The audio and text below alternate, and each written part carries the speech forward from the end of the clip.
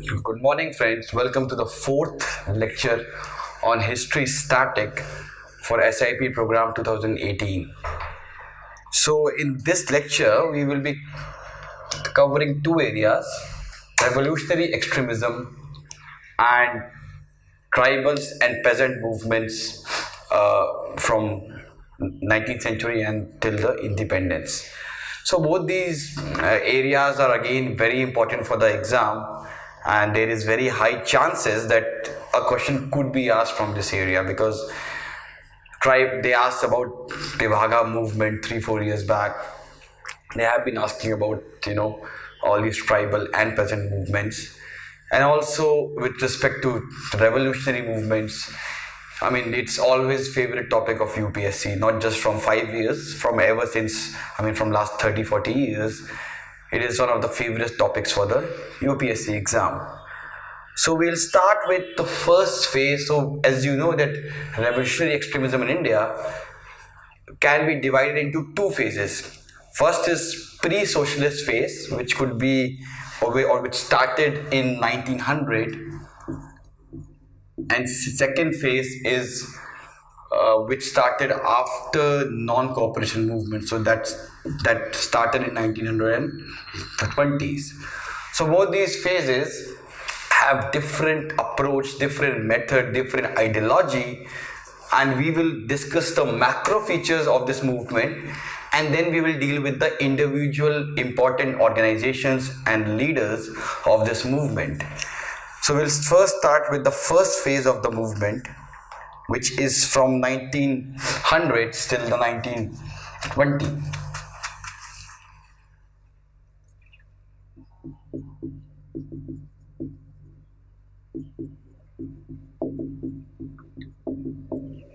So this movement was started because of number of factors. Firstly, the economic hardships that the people are facing gave a motivation to some young or some youth people to take the matters in their own hands, because as we know that in the British Raj, every few years there was a famine.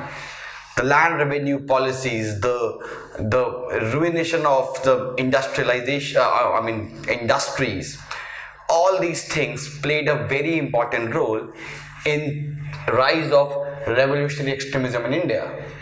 So the first factor was economic hardships. Secondly, failure of Swadeshi and non-violent movements. So movements like Swadeshi and boycott movements, they have aroused the urban youth, and it has increased the consciousness, the nationalism inside them. But the actual outcome of this movement resulted in failure, right? It could not achieve the aim of Swaraj, or the thing was that this movement increased the aspirations of the youth to next level, and when it failed to achieve that aspiration, the youths became disillusioned with this non-violent movement. They believed that the British Raj is too strong, and they can only be and it's at the basis of the British Raj is militarism, and therefore they can only be defeated by armed struggle. They cannot be defeated by protest or by non-violent boycott, by petition. They cannot be defeated by that. Therefore many youth took the path of revolution.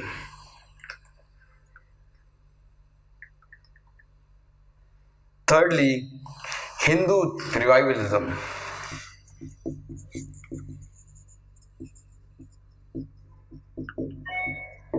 So as we have discussed, in the 19th century, there was rise of Hindu revivalism and one main factor behind that was the communal interpretation of history. So history, a lot of people like Smith and these people somehow divided the history of India into Hindu period and Muslim period, and it is kind of a naive, and this is the same interpretation which the Hindu nationalists right now are also doing. is that they divided the ancient period as a period of golden period, and it was kind of a Hindu Raj, and then in the medieval period all Hindus were slaves and Muslims were rulers.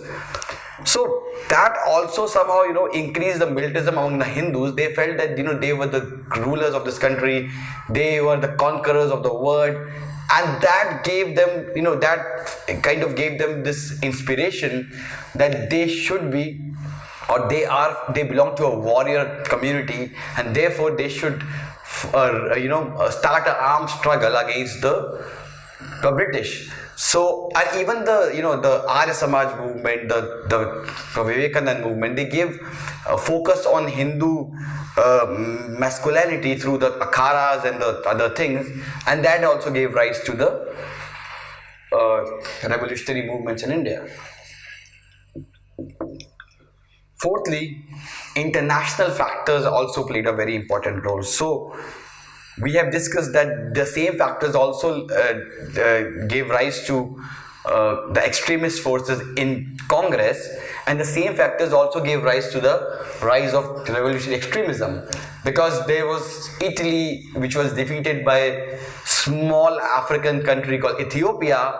There was Japan, which defeated Russia. All these things provided inspiration to Indians, and all of them damaged or destroyed the myth of European invincibility, because they came up with the idea, the Europeans propagated the idea that it is white man's burden, we are more civilized, we are more powerful, and therefore born to rule. But the defeat of these strong European forces by black and brown people somehow inspired the Indian youth that they can also defeat the mighty British Empire.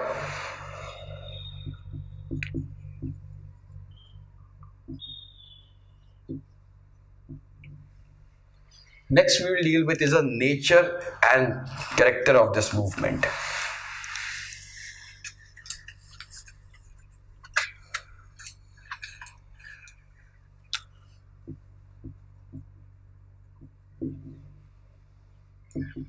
So first of all, they tried the model of Irish militarist and Russian nihilist.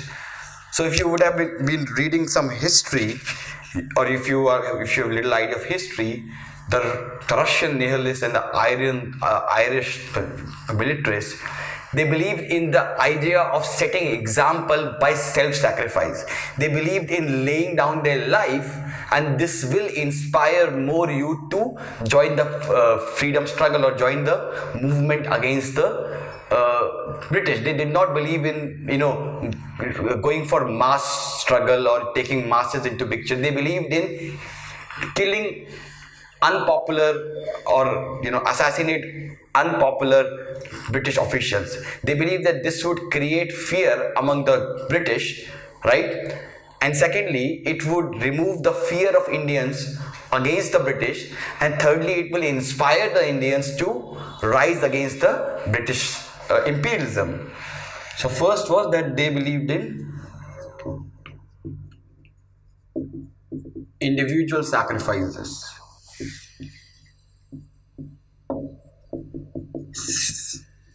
Secondly, they lacked the true understanding of the British rule.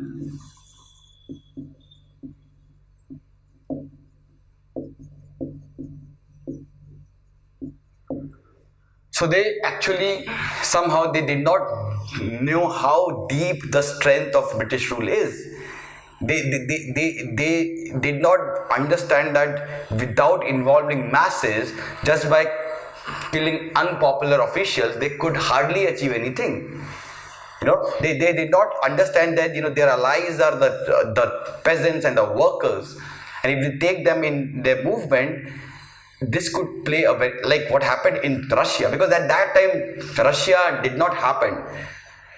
So that is why they did not knew that a mass movement, a mass violent movement can also lead to a revolution.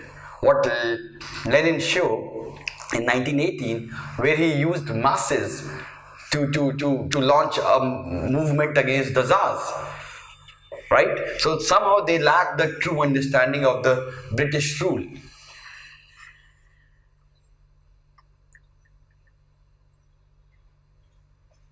Thirdly, they got active support of press.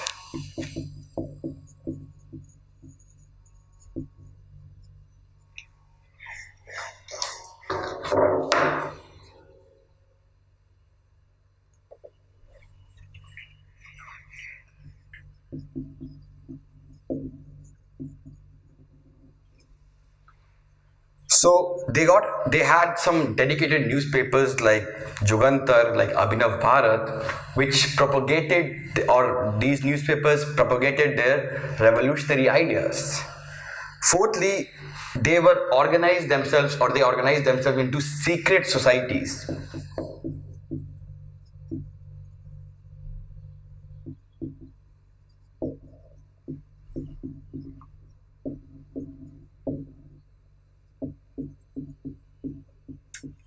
So they became members of secret societies like Anushilan Samiti, Jugantar, etc. Also, they were also spread outside India.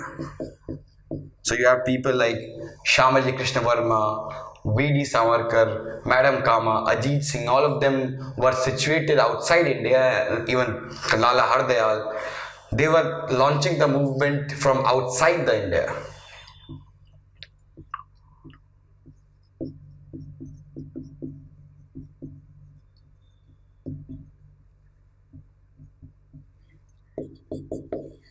And sixthly, they were little Hindu biased, so they took religious oaths. Most of them were from upper caste and they tried to exclude the Muslims. So somehow they were what you call as, most of them were part of the Hindu revivalist movement.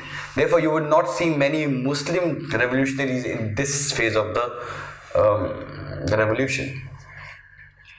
Now let's deal with the important revolutionaries slash organizations of this phase.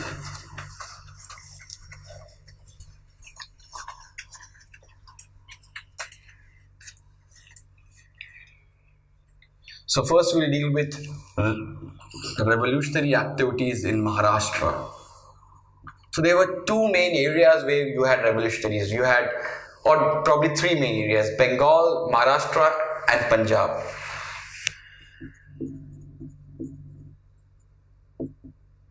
So the first reported revolutionary of this movement was Vasudev Balwant Phatke.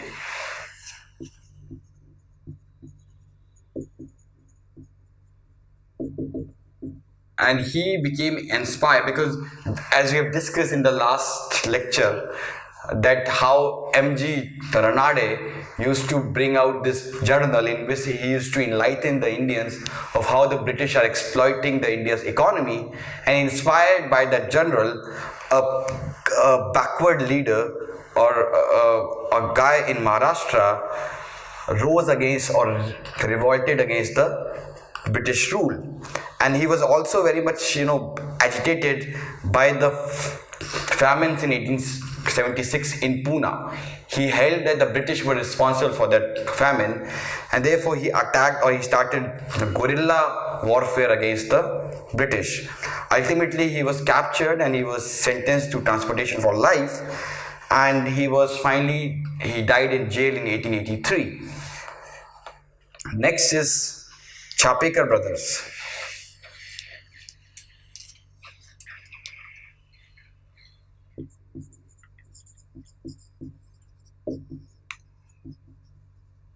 So they assassinated Rand, who was the DC, and these brothers considered him for not doing enough to stop the plague and to stop the famine. Therefore, they killed him. They were part of Hindu revivalist movement. They established Hindu Dharma Sanrakshani Sabha.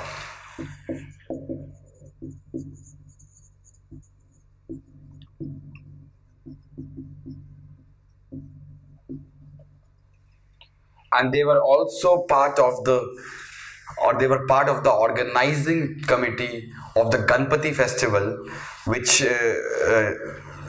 Bal Gangadhar Tilak used to organize.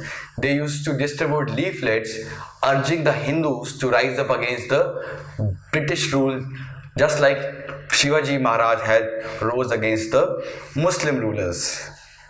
Ultimately, they shot that rand and they were arrested and they were hanged. Next is Vinayak Damodar Savarkar.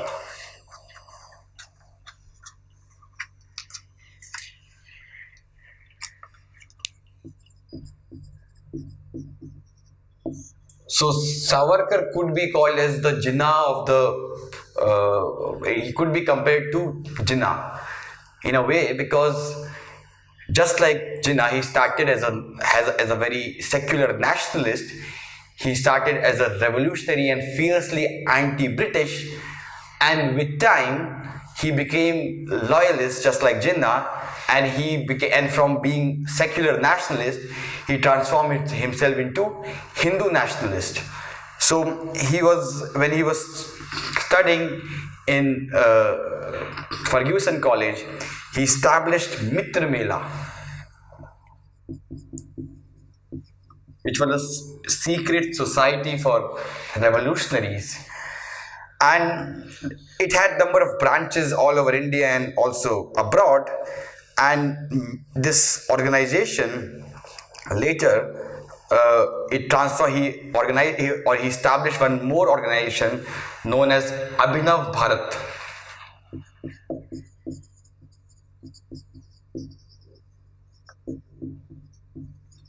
He established Abhinav Bharat along with his brother Ganesh Savarkar, and this organization was involved in assassinations of many British officials, and because of this assassination, this brother was finally convicted and they were sent to Kalapani for life imprisonment.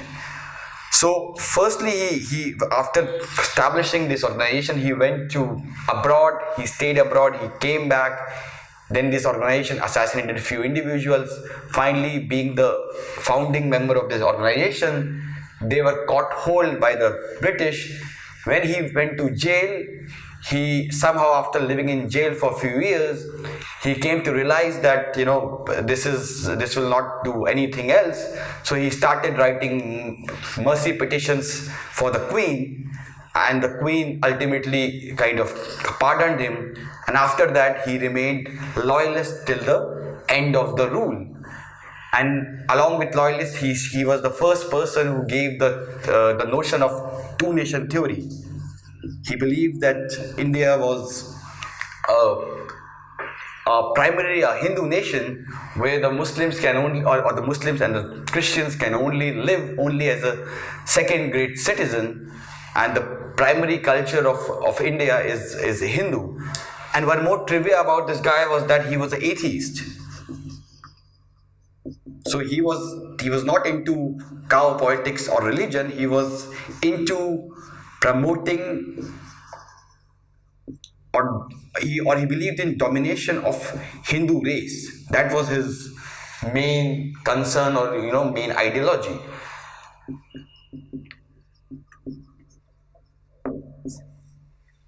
But if a question comes in exam, in mains exam, in pre-exam they will never ask this kind of question. In mains exam, because Savarkar is one of the most favorite child of this government, therefore if a question comes on Savarkar, you will have to give a very positive view about him. I mean, you should not criticize him.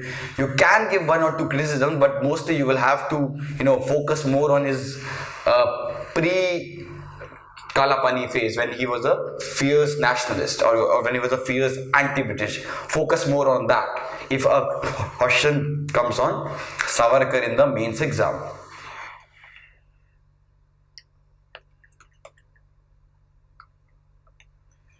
Next we'll deal with his revolutionary activities in Bengal.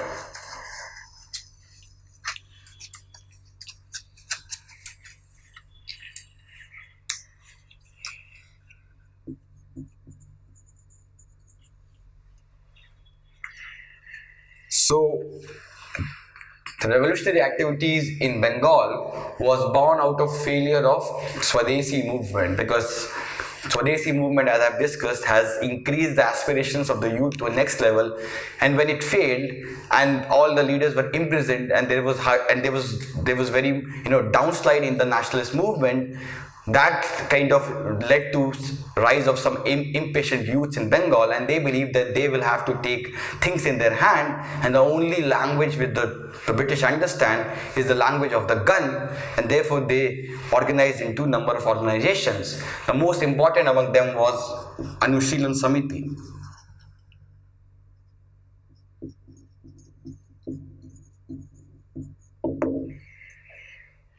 Anushilan Samiti was established by Pramathanath Mitra.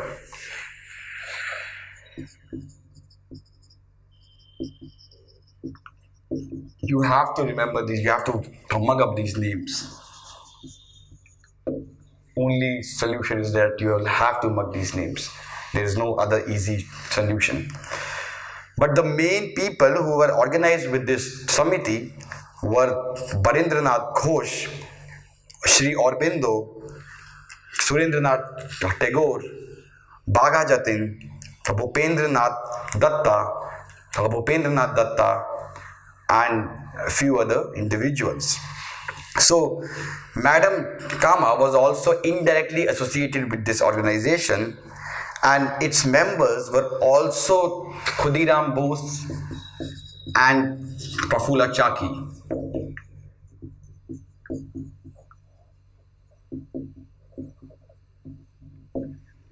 And both of them were responsible for, actually they wanted to kill the judge of Muzaffarpur, they want to kill the judge of Muzaffarpur. His name was Kingsford, but ultimately they were mistaken, and unfortunately they killed two ladies, because they thought that judge was going on in that car, but that judge was not in that car. There were two ladies, and by mistake they killed these two ladies. Prafulla Chaki committed suicide, and Khudiram Bose was hanged. He was hardly 19 when he was hanged, and they were also members of Anushilan Samiti. So this Anushilan Samiti, they published a periodical whose name was Jugantar.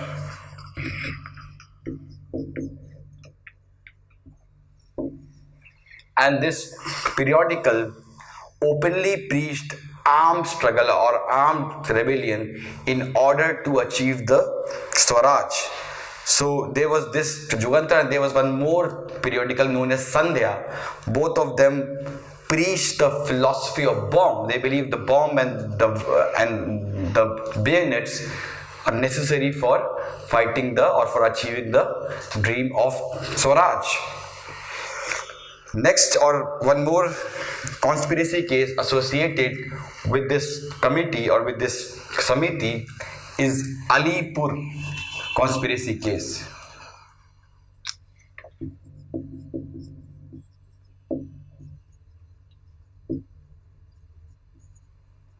This Alipur conspiracy case. So what actually happened after Khudiram Bose and they kind of tried to kill, the British finally woke up because it was a secret society. The British hardly knew about this society. But after that incident, the British finally, they became awake, and they tried to crush this Samiti. Therefore, they tried to search illegal arms in Calcutta, which led to the arrest of 34 persons belonging to this Samiti, and the most important among them was Barendranath Ghosh. So this Alipur conspiracy case, if a question comes in exam, the main person who was tried in this was Barendranath Ghosh. And around 15 people were found guilty under this case, and they were sentenced to transportation for life. Also, one more incident which happened during this time was throwing of bomb at Lord Harding, and this was planned by Ras Bihari Bose. So you have to differentiate Ras Bihari Bose with Ras Bihari Ghose. Ras Bihari Bose was a revolutionary, but Ras Bihari Ghosh was a moderate congressman whom the moderates wanted to appoint as a president during the Surat split. So because a lot of people get confused between Ras Bihari Bose and Ghosh, and they kind of I was teaching once, and one of my students asked me that how come a moderate nationalist or moderate congressman could believe or could do such a thing after 5 years? I said we were confused because that is Raj Bihari Bose, that was Raj Bihari Ghosh, and this is Raj Bihari Bose. Let's move to third area where these revolutionaries were there, and this was in abroad.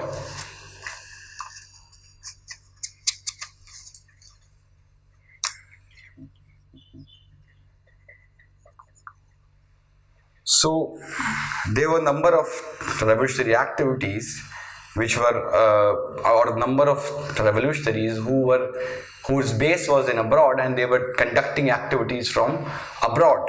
The first most important person was Shamaji Krishna Varma.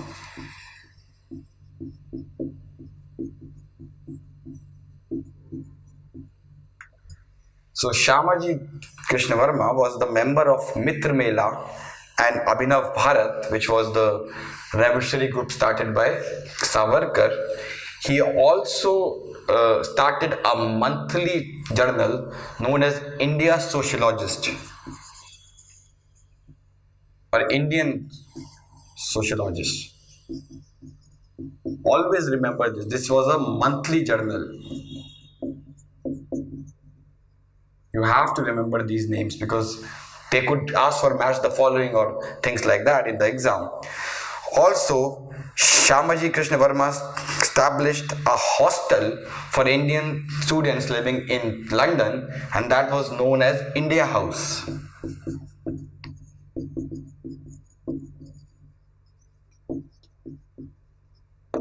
Right, so both these things were established by Shamaji Krishna Varma. He died in England, and his grave is in England, and there have been efforts by Indians to bring his grave from or bring his remains from England to India. Next we have is Madan Lal Dhingra.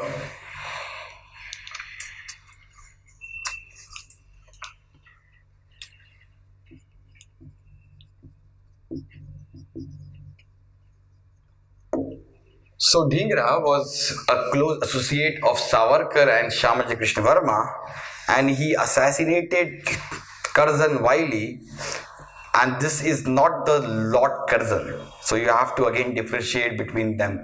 He was the ADC to the Secretary of State to India, and he was spying on Indian students, and he was responsible for many of the reactionary policies of India.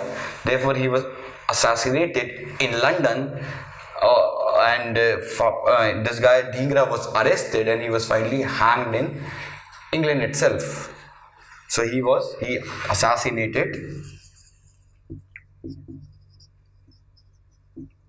Curzon Wiley. Next we'll deal with is Madam Kama, who is also known as mother of or grandmother of Indian revolutionary movement.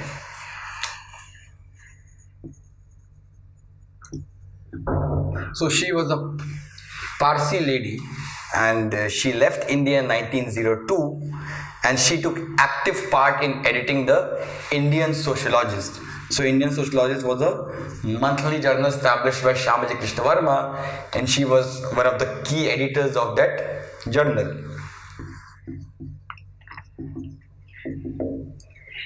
Also, she represented India at the Stuttgart conference in Germany, and that was a conference of the socialists, and in that conference she raised or she unfurled the Indian national flag on the foreign soil, and that flag is very similar to the current flag that we have.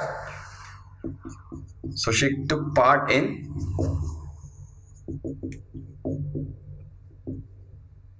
struggled socialist conference.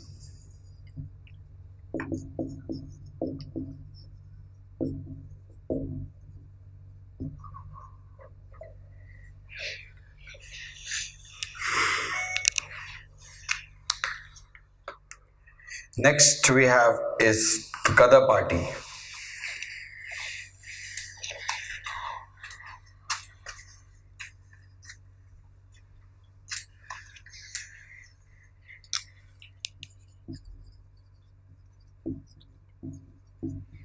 So this Gadar Party is again one of the favorite topics of UPSC, and it was a party of patriotic, progressive and democratic and enlightened Indians who were living abroad, usually on the west coast of US, and they wanted they wanted emancipation of India from the yoke of British colonialism and the birth of India, which should be democratic and secular. So they organized themselves in 1913, and they adopted, or when they first met, they adopted these following goals. First was that to liberate India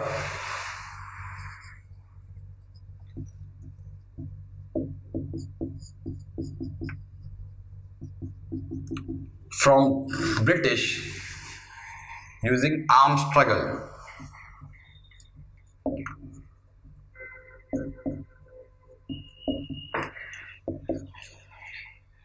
Secondly, to publish a weekly paper Gadar in Urdu, Hindi, Punjabi and other languages.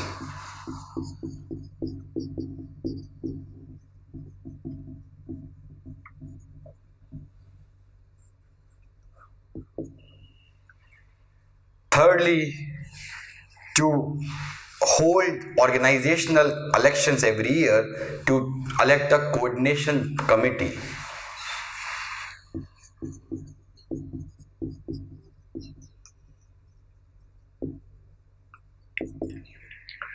Fourthly, to organize cells among Indian railways, industrial and farm workers, as well as students who would be directly linked to the center.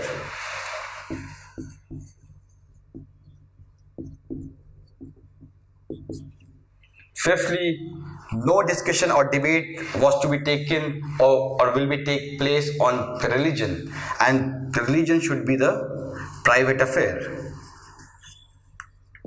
I feel really good for these people, because 100 years back they were talking of keeping religion as a private affair, and now in 2018 every day we are seeing people fighting on the basis of religion.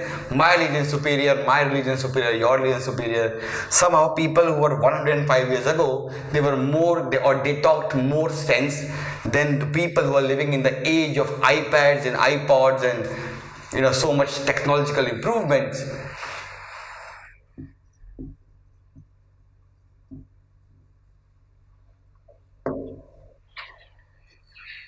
And also, revenue would be collected from each member through monthly contribution of $1.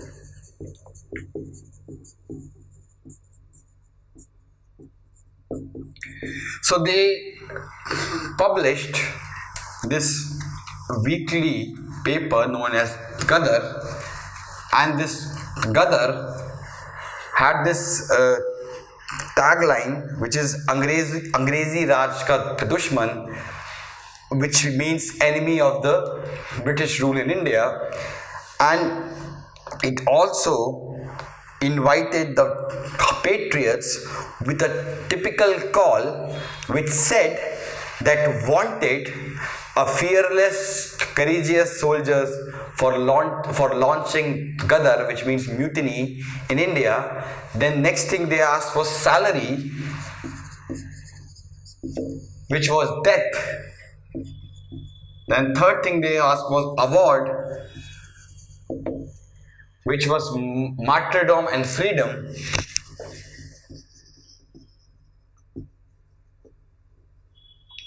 And fourthly, place,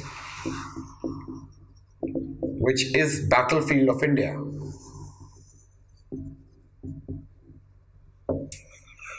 So therefore, these are the four things that they have talked about, and they were, first of all, they were they were democratic, and this could be seen from the fact that they are talking about elections every year. They were secular. They talked, because this Qadar party consisted of Hindus, Sikhs, Muslims, but mostly it's a Punjabi based organization. I mean, most of the members of this organization were Punjabis. It is not the solely Punjabi, because there were other people who were non-Punjabis, but mostly it was a Punjabi organizations. But the problem with them was that they were too intellectuals. You know, the problem with intellectuals is that they are away from the ground realities, right? They used to write very well, they used to speak very well, but they were not working at the grassroots. They did not have the idea of grassroots. They thought that the Indians in Punjab or in the army are very much suppressed. They were suppressed, but they are in a mood of rebellion against the British rule. And if we can convince them, they will rebel against the British rule. And with that idea, they sent many of the Ghadarites to India after the World War I started, because they thought that since the British would be busy in fighting the war, this is the best time when they can, launch a rebellion against India. There were a lot of Ghadarites went to India, to the villages, to the army people, to tell them to, revolt against the British. But somehow they failed to convince the Indians, and most of them were arrested because of very good intelligence of the British. Most of them were arrested, and they were tried. Some of them were hanged, some of them were sent to Kala Pani. Ultimately, this movement died a natural death, because the British came to know about the conspiracy of the Ghadar people. So, some of the leaders associated with this movement were Barkatullah, Hardayal, Lala Hardayal, Sohan Singh Bhakra, Kartar Singh Sarabha. All these were main leaders of this movement. Baba Vishakha Singh, Taraknath Das, V.G. Pingle, Karim Baks, Harkishan Talwar, all of them were associated with Ghadar.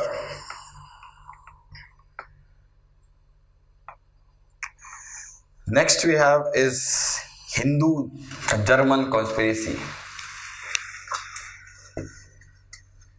Now, the name suggests that it's a conspiracy between Hindus and the Germans, but the name is a misnomer, because it was a conspiracy of Indian revolution. Because generally the term Hindu is not religious, because Hindu is a term which came from Sindhu to Hindu. Arabs used to call the people living in India as Hindus, and even the Muslims who were living in India, they used to call them Hindus. So Hindu was technically a geographical term for this land.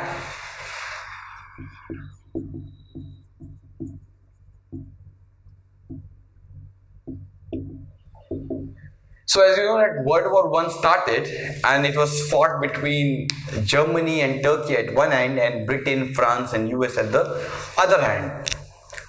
But Germans knew that India is a very, very, very cherished colony of Britain, and if India could be liberated, then it would weaken the British Empire in a very great manner. Therefore, it tried to patronize Indian revolutionaries, which include the Ghadar movement people, the Bengali revolutionaries, the Deobandis, the Hindu princes and the Muslim Nawab. They tried to, send a message to them that we can help you with the armed support, with the armed support, with the army support, if you rebel against the Britain. So what happened was that in 1915, there was a government of India in exile which was established in Afghanistan, and Raja Mahendra Pratap was the president of that government, and Barkatullah was the prime minister, while Ubaidullah Sindhi and Champakaran Pillai held the home and the foreign portfolio. So after the establishment of this government in exile, it raised the hope of Germans, and what Germans did, or what was the plan of German was that Germans will send 20,000 soldiers, which will be German and Turkish, to Kabul, right? And these people will go to Kabul, and then with the support of Afghanistan, they would attack the northwest frontier province region, and once they will attack that, it will give rise to, or it will lead to popular upsurge against the British rule, because if one area would be liberated, it would have a domino effect in all other areas, and once there will be upsurge, this will lead to, or this will finally liberate the Indian from the British imperialism. Ultimately, when India would be free from Britain, then it would weaken the Britain enormously. That was the plan of Germany. So both of them had self-interest. Indian revolutionaries wanted liberation, while Germany wanted weaken Britain.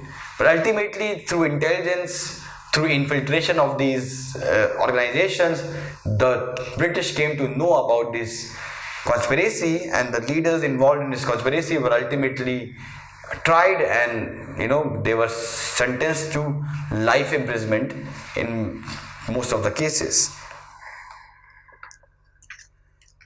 Now let's discuss the second phase of national or revolutionary movement, which is from 1920s to 1940s.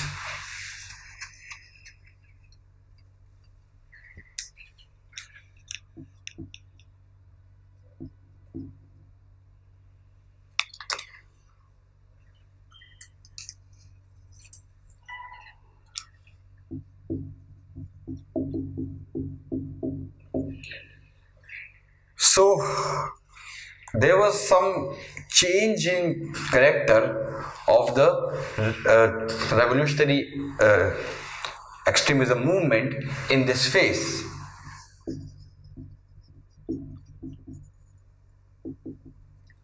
So first change was that there was growing organization in this phase.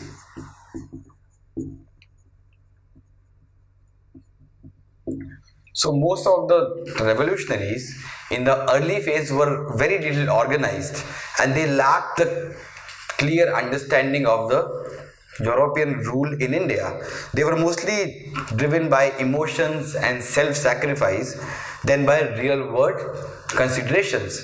But in 1920s, this movement turned into more organized and pan-India movement, and these revolutionaries understood the true nature of the British rule. So INA or what you call as HSRA, all of them were formed with a very organized effort. Next is changing method.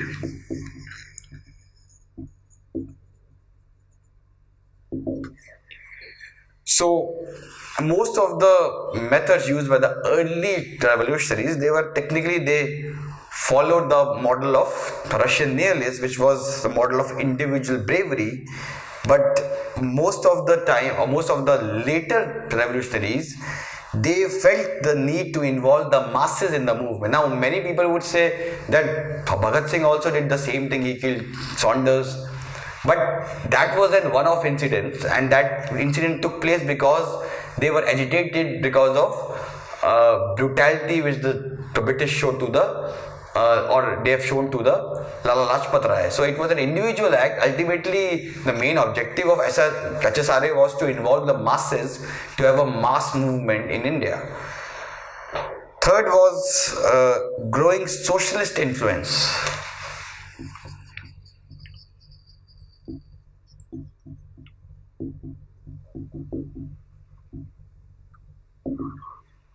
So most of the later revolutionaries, they were inspired by socialist ideas, because at that time we had this model, we have successful model of the Russian Revolution. Most of them were very much inspired by the Russian Revolution, and they wanted to repeat the same in India, right?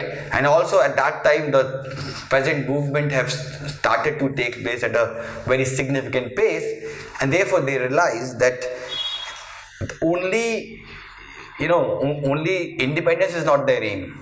If there would be independence and the same old feudal structure would continue, that will not improve the life of the masses. Therefore, they wanted to create a socialist society in India.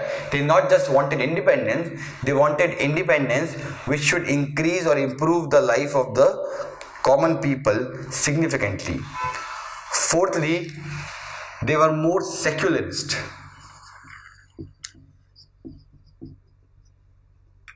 So they tried to shed religious oaths. Most of, or many of them were atheists. They tried to involve Muslims also in large number in their movement. Now let's see the factors responsible for the rise of revolutionary extremism in the second phase.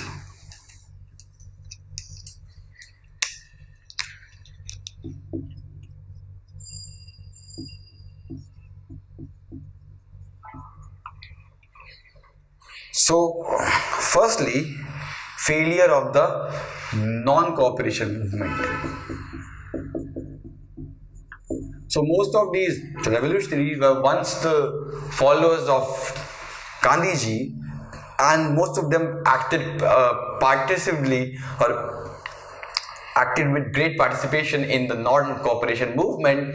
But when after the Chori Chora incident, when Gandhiji took back the movement, they were very much, they were very much anguished and agitated, and they lost faith on non-violent movement. They lost faith on Gandhiji, and therefore they moved to the path of violent struggle against the British rule.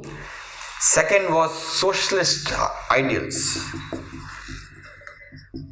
So as I have told, they were inspired by the Russian Revolution. It gave them the hope that we could, or the only way we could liberate India is through the use of violence. Next we have is the nature and character of this movement. So most of the nature and character we have already discussed. They were more secularist, they were more socialist, they tried to involve the masses. Some other are that they had close association with communist leader and trade union leader.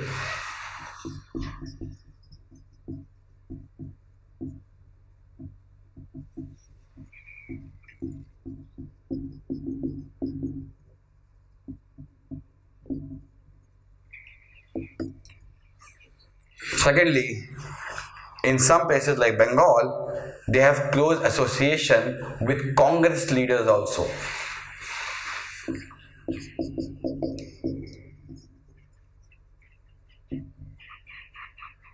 So they were both part of Congress, and they were also underground. They also were leading underground movements, because membership of Congress gives them a shield through which they can protect themselves from the British rule. Also, the women participated in large scale in this phase.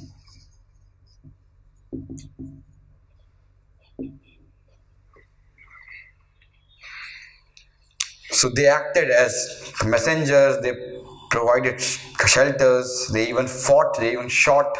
So Surya Sen, there were 2 or 3 revolutionaries which were associated with him, and they even shot the officials.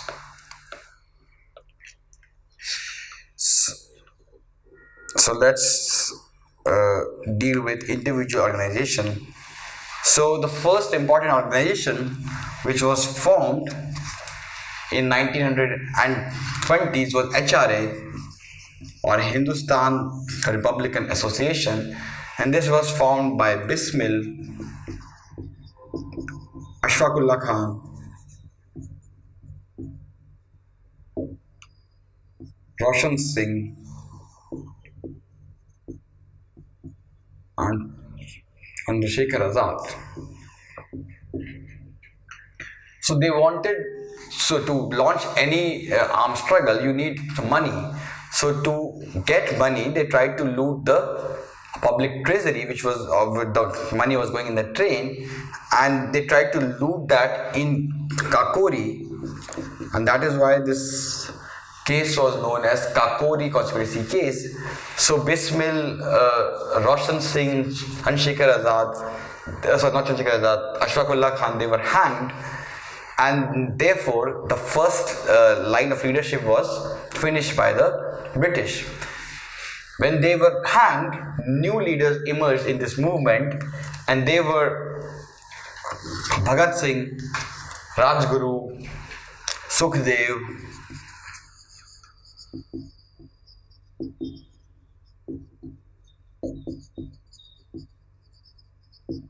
Batukeshwar Dutt, and other people.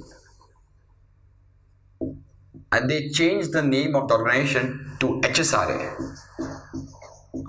or Hindustan Socialist Republican Association, because they were mostly people who were socialist in their nature. They believed that this socialism should reflect in the party's name also.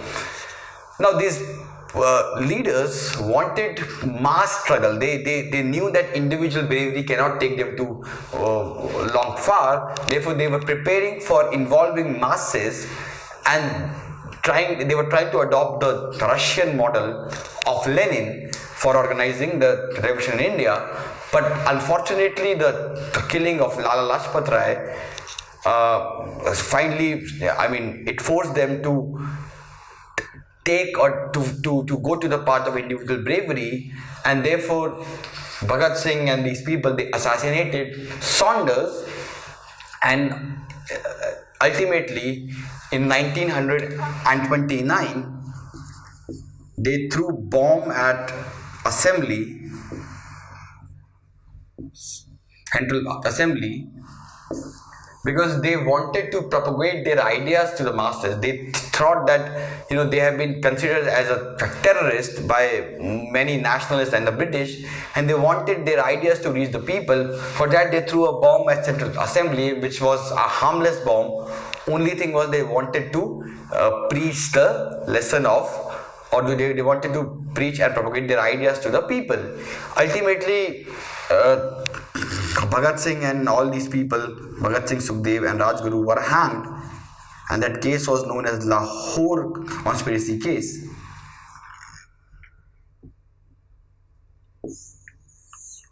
Other leaders like Chandrasekhar Azad died in the police shootout. People like Batukeshwar Dutt, he was sent to Kalapani, and most of the leaders of this HSRA was finished, and by 1931-1932 this party was almost finished. But we could say that this involved people like Bhagat Singh, who was intellectually very sound. He was atheist. He wrote this column called Why I Am an Atheist, and he was an humanist par excellence. He was a writer par excellence. He was a thinker par excellence. And somehow, if you have time, when you will be free after your mains exam, if you give, you should read his writing, which is Why I Am an Atheist, and you should read a book by Chaman Lal, which involved all the documents and the letters which Bhagat Singh wrote. And you should read that, because that will give you the idea of his mind. That will give you how he, at the age of 23, he was thinking so, much ahead of his times, right? So let's move to the next leader, which is Surya Sen.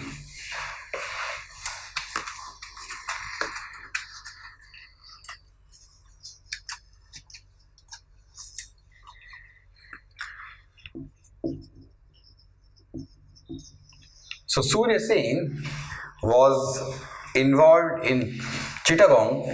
He was once the follower of Gandhi, but later he became disillusioned from him, and he was a master in school. And he organized many of these teenagers to revolt or to launch the complete rebellion against the British rule. See, he knew that he would die because he knew that the might of the British imperialism is very strong. They cannot fight against them. The idea was to give a message to the people that they can be defeated, and that will motivate people to rise up against the British imperialism. So they tried to capture Chittagong Armory. They raided the armory. They took the weapons from there. They tried to control the main offices for few hours. After that, they went to the jungles, or what you call as Chittagong hill tracts, and from there they tried to launch the movement against the British. Ultimately, he was arrested. Surya Sen was arrested and he was hanged. Last important organization which I will discuss is INA, or the Indian National Army.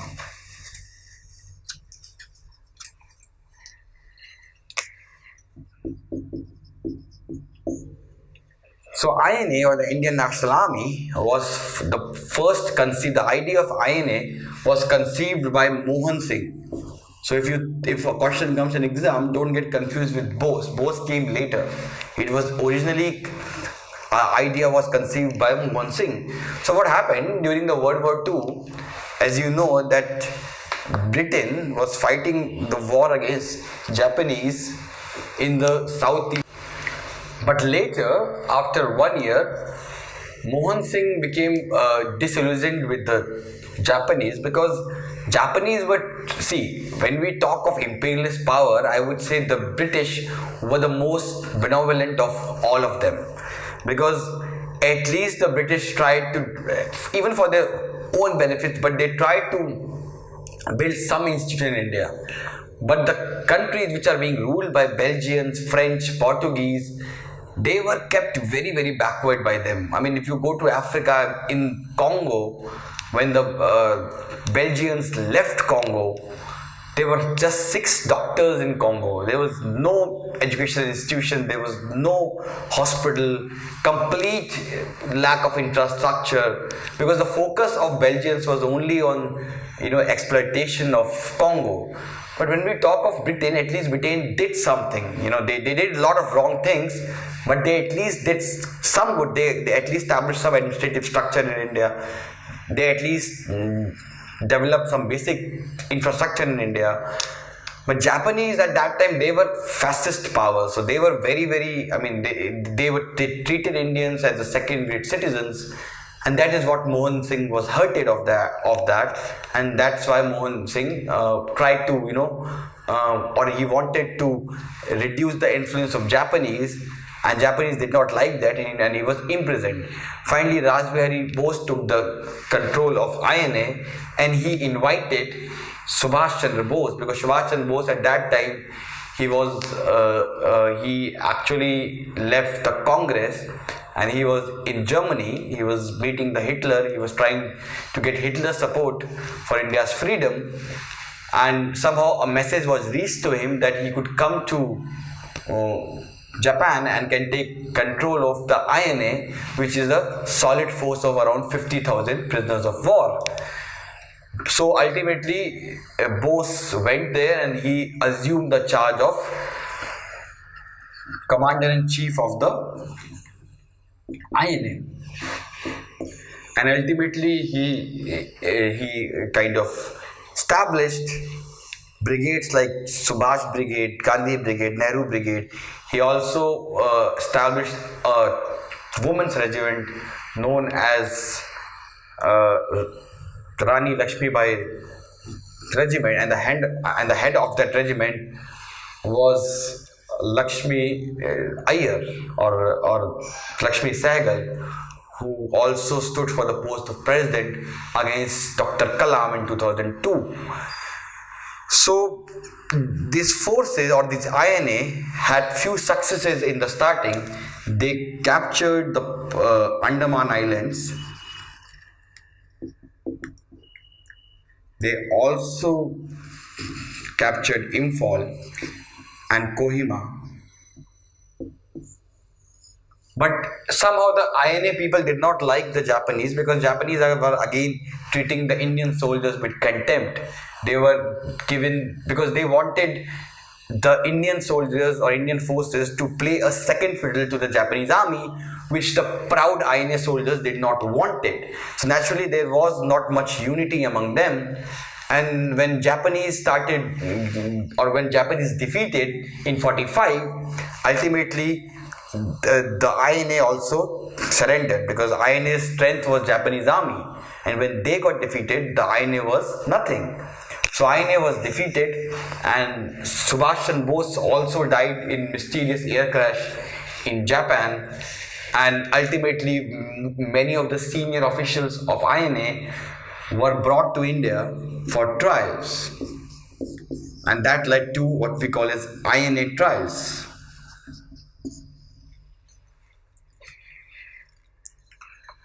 So INA trials was famous for three brilliant officials of INA who were being tried at Red Fort, and they were Shahnawaz Khan,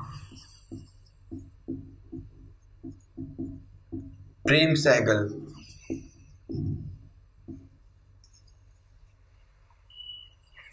and G.S. Dhillon. So one was Hindu, one was Muslim, and one was Sikh. And naturally, both the Muslim League and Congress supported them. So people like Nehru and Tej Bahadur Sapru, they even tried to run a case for them in favor in court. So Congress gave them legal assistance, and Congress had asked, Nehru had personally asked the British government that you are leaving us in 1 year, therefore you have no right to try them. We will try them, no problem, but you have no right to try them. And for the sake of good relations between India, post-independent India and Britain, a mercy should be given to these people. So ultimately, in 1946, the election were taking place, and Congress made this apply, or it made this issue that they want to free these people. And ultimately, the bureaucrats and the army and many people in the army who were considered very loyalist to the Britain, even they started, supporting these three in secret, and this alarmed the Britain, because these both were the main instruments through which they were ruling India, and under that pressure, finally they were not convicted.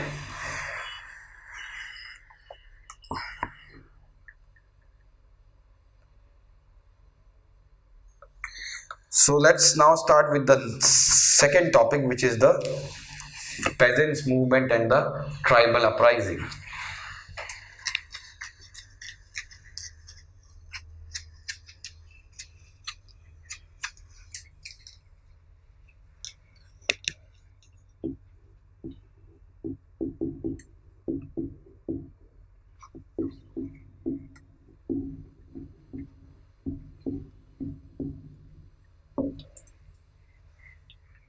So the tribal and the peasant uprising started with the establishment of British rule. So this is as old as the British rule. So what were the factors which led to this uprising? The early uprisings, or the first phase we'll discuss is pre-1857 phase. So this includes the era from 1773 to 1857. So what were the factors? So the first factor was the European rule in India. So this rule led to high rents, it led to control of forests, it led to increase in the money lending activities, indebtedness, displacement from land, new courts were established, and these new courts were, the process was complicated, and these legal system also protected the oppressors. So all these things led to the, they increased the exploitation of the tribals and the peasants, and ultimately they revolted. So first reason was establishment and nature of British rule.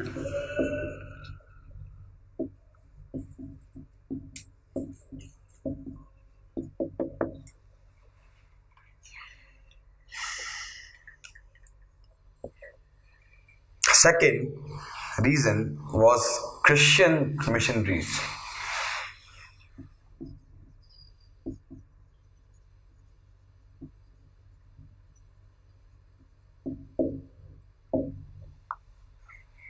So a lot of Christian missionaries came into this area because they thought, since tribals don't have their, or they used to follow animist religion, they don't used to follow any organized religion, therefore they felt that they are a fertile ground for conversion, and therefore many of them tried to enter these tribal areas. They tried to kind of convert these tribals, they tried to brainwash them, and that also lead to outrage among the tribals, because they thought it's being, or the Britishers trying to interfere in the cultural arena of the tribals. And thirdly, creation of the property rights in land and restructuring of the economy.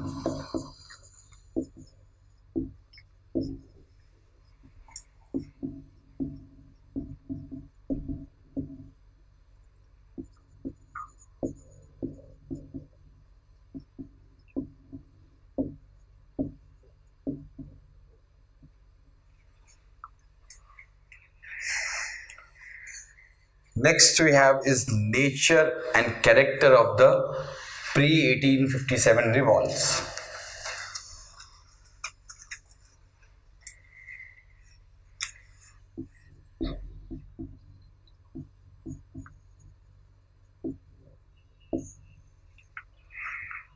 So firstly, they were apparently local in spread and support base.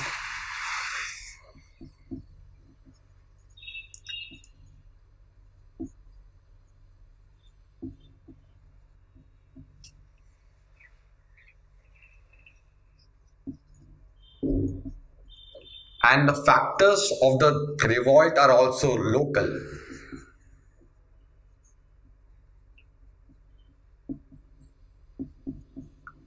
So their base was local, which means that only people of some territory supported them. Spread was also local, they only affected a small part of the state.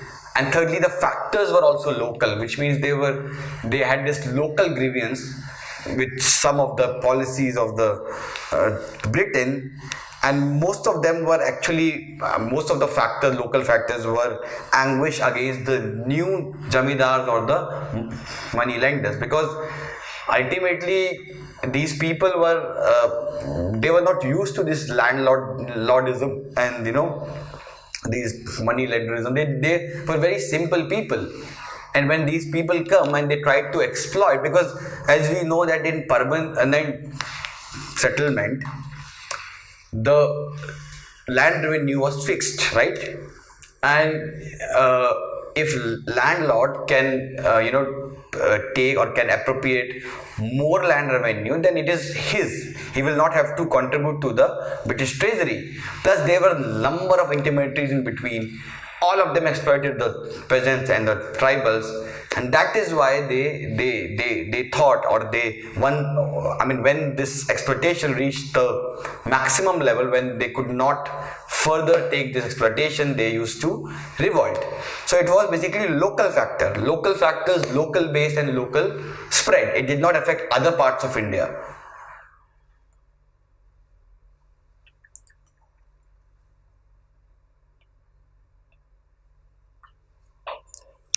Secondly, they were not isolated events, but they were result of years of exploitation.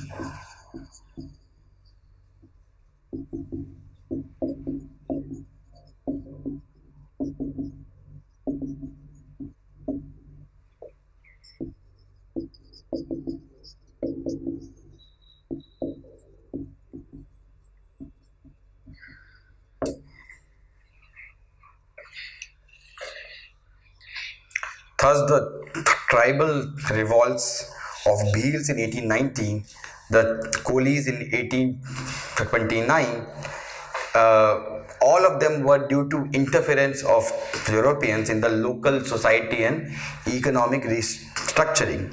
Thirdly, they were violent and backward looking in character.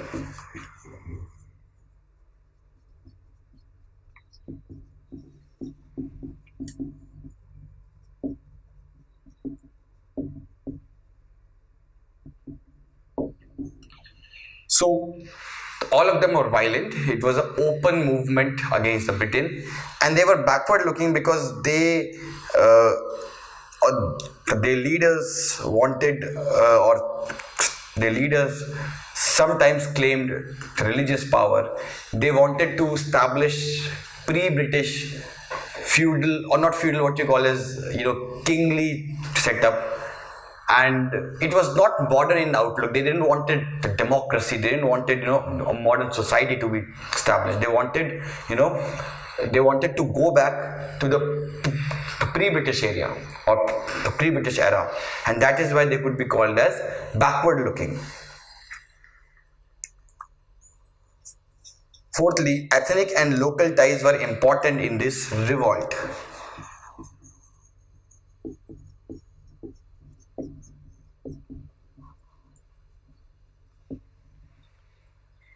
So it is, most of them, if they were Santhal rebellions, it was basically the Santhals which were fighting. It was Kol rebellion, it was exactly Kols. So it was based on ethnic loyalty, that if you are a Kol, you will have to fight for us, right? And also, they knew that who are their enemies. So not all outsiders were attacked.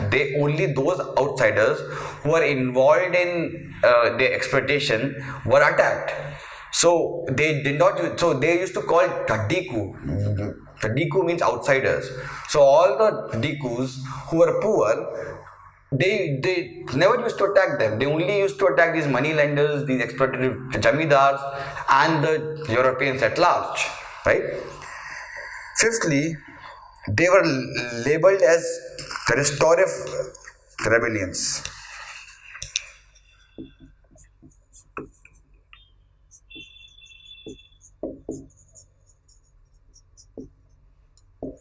Because many of these revolt was started by disaffected local jamidar or rulers who was supported by peasants via caste, custom and other ties, and the idea of the movement or the idea of the revolt was to reinstate the old order.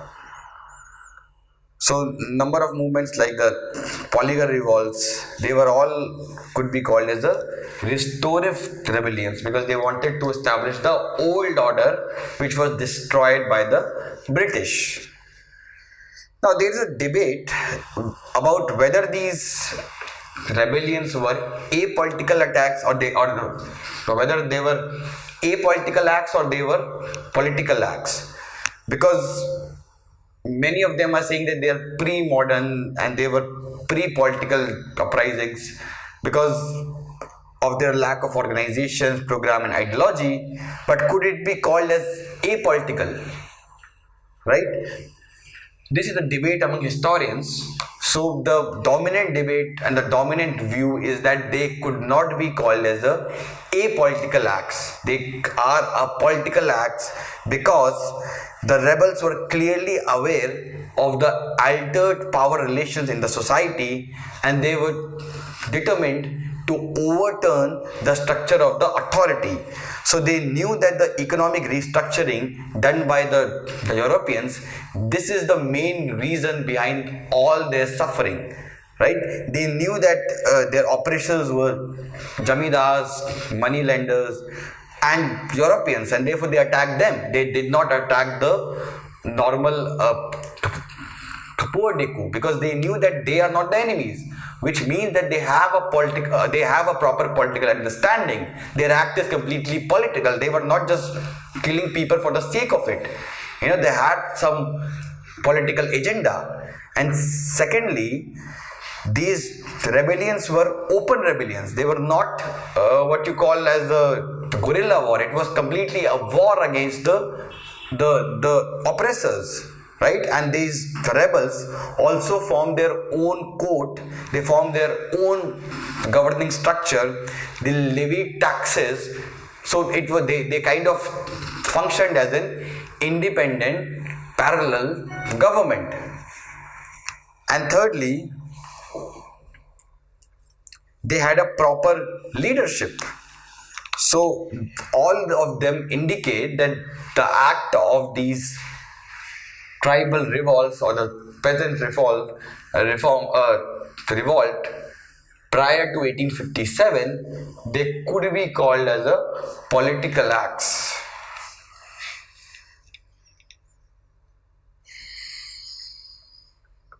So let's start with these movements, or let's discuss the most important movement or most important rebellions before 1857.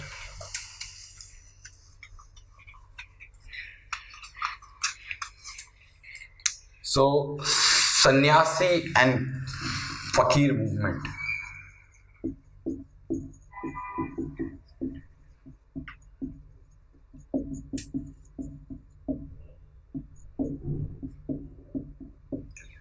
So these sannyasis and the fakirs, they were wanderers, they were technically sadhus or the Sufis, and they used to wander to the North Bengal area, and when they used to go there, they used to get all these jamidars used to give them some share of the crops or some share of the revenue to them because they were holy, so they used to give them, and they were holy men, but they also used to keep arms with them, right? So they were what you call as militaristic religious sect. But when the permanent settlement, or when the British became the masters of Bengal, they imposed a very high revenue demand on the jamidars, and naturally the jamidars, who were under so much burden, they were not able to pay the share to these sannyasis and the fakirs. And since they used to carry arms, they did not like that.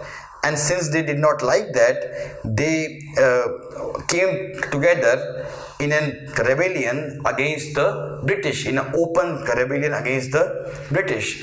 And this continued for around half a century. So these sannyasis and fakirs, they used to raid government treasuries, they used to kill the British officers, and they used to create acute chaos and misery. Ultimately, the British dealt with them with utmost militarism. They killed 150 fakirs in one day once, and ultimately this rebellion was brought to control. So who were the main leaders who were involved in that? So there was Majanun Shah, there was Musa Shah, and there was Chirag Shah. These three were the main leaders of this sannyasi and the fakir movement. Next is Rangpur Ding.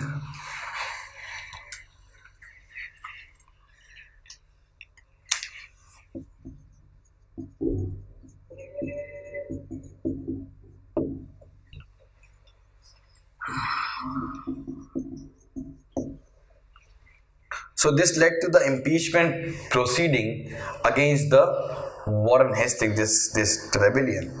So the reason of the revolt was again heavy tax assessment, and the initiative was taken by the peasants themselves. So the revenue farming system, which was introduced by Warren Hastings, we will deal with Warren Hastings when we will be dealing with the individual governor generals. So it led to the severe exploitation of the peasants for the usual reasons. And firstly, the peasants sent a petition to the Europeans for redress against the illegal activities of ijradars like Devi Singh. So see, to give a brief idea, because without that you would understand. So what Warren Hastings did was that Warren Hastings sold or auctioned the right to collect land revenue to revenue farmers for 5 years. So these people were not actually farmers. So the people who brought this action, who brought the land in auction, they were not actually farmers. They were people from the urban areas. And they had no idea about how the farming used to take place, or what are the problems being faced by the farmers. So they used to, because they used to got this deal for 5 years, because after 5 years it is not necessary that it will be renewed. So they wanted to exploit the peasants as much as possible in the way of appropriating tax revenue as possible. Right? So this was called as Ijradar. Ijradar were technically revenue farmers who were given control of the land for 5 years.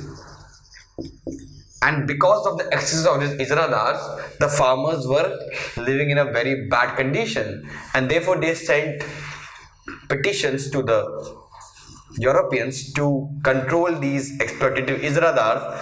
But when nothing came out of these petitions, they finally rebelled against the British. So they fought, they kind of raised the army, they fought against the British. They have their own primitive weapons. Hindus and Muslims fight they fought side by side, and they began to call their leader as Nawab, starting their own government, and they also started imposing their own tax. Ultimately, like all the rebellions, it was finally suppressed by the European army. Next is Coal Rebellion, Chota Nagpur.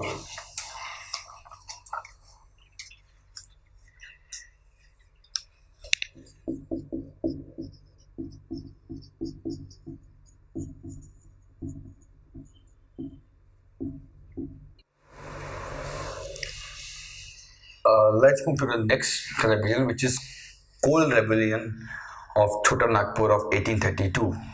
So coal people were also, they were used to independent power for centuries, but Europeans tried to threaten to transfer the powers of village headmen to the tribal heads, or what you call as the jamidars. And also the Raja of Chota Nagpur, he also began to drive out coals who had lived there for centuries to farm out the land to outsiders for higher rent. So this led to the tribals, rebelling against the Raja and the Europeans. Ultimately, they were also suppressed by the Britishers. Next we have is Farazi movement. So this is both social reform and tribal movement, or tribal, I would say, peasant movement. So as discussed earlier, it was developed by Haji Shariatullah, and after him by Dadu Mian, and it sought to purify Islam by purging the un-Islamic beliefs from the Islam. But main focus, or the main base of this movement were the Muslim peasants of East Bengal, because most of these peasants were ruling, or they were being ruled by Hindu jamidars. Therefore there was an angle of class and religion both in it, and ultimately this movement was not just against the Hindu jamidars, it was also against Muslim jamidars. So it was basically against the landed class, who the founders of this movement believe are the main reasons why the lower class Muslims are suffering. And also these are the people who have gone away from the deen, and these are the people who have tried, or who have corrupted the Islam. So they try to levy taxes to meet their own expenses. They also held their local courts. They tried to run a parallel administration against the British. Next we have is very important rebellion, which is Santhal rebellion.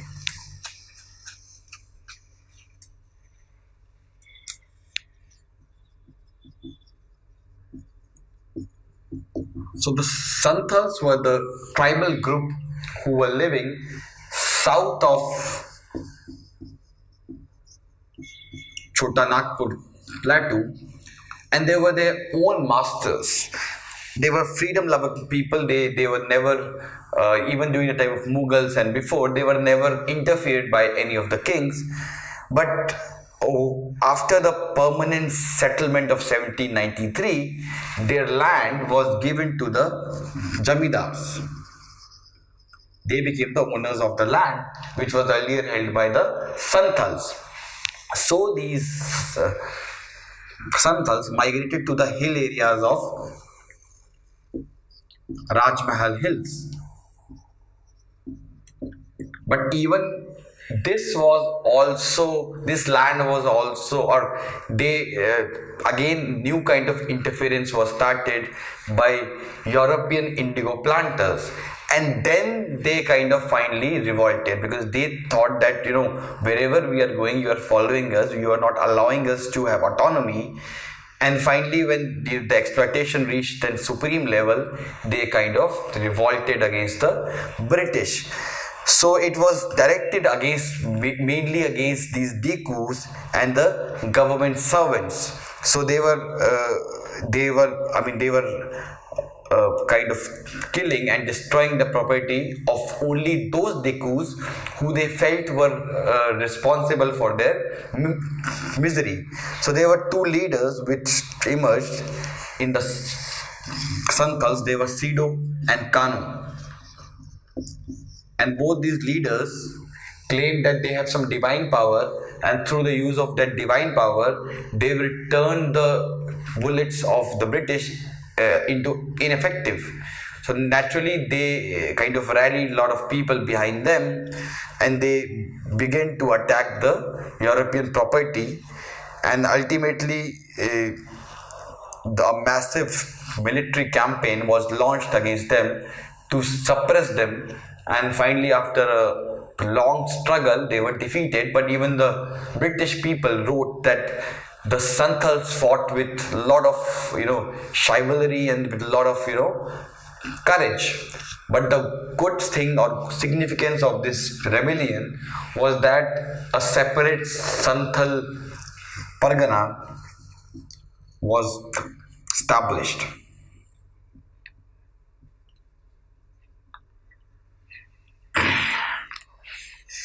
Next, let's us discuss the shift in character of the peasant revolt or the peasant movements after 1857. So till now we have discussed the movements which were pre-1857 phase.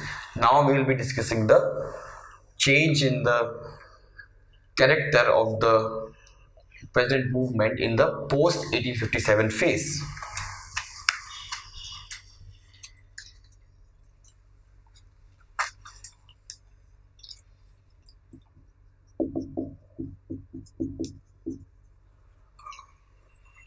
So, pre-87 phase, the movements were generally under the Jamidars or the princes who were the natural leaders.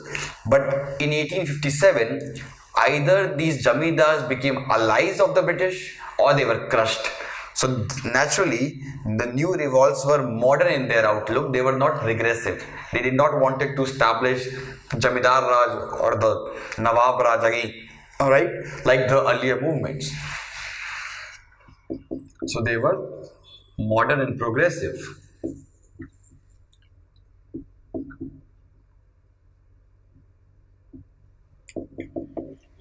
Secondly, the pre-1857 riots were violent. The movements were violent. Most of them were against the state, and they used to fight, and then they used to die.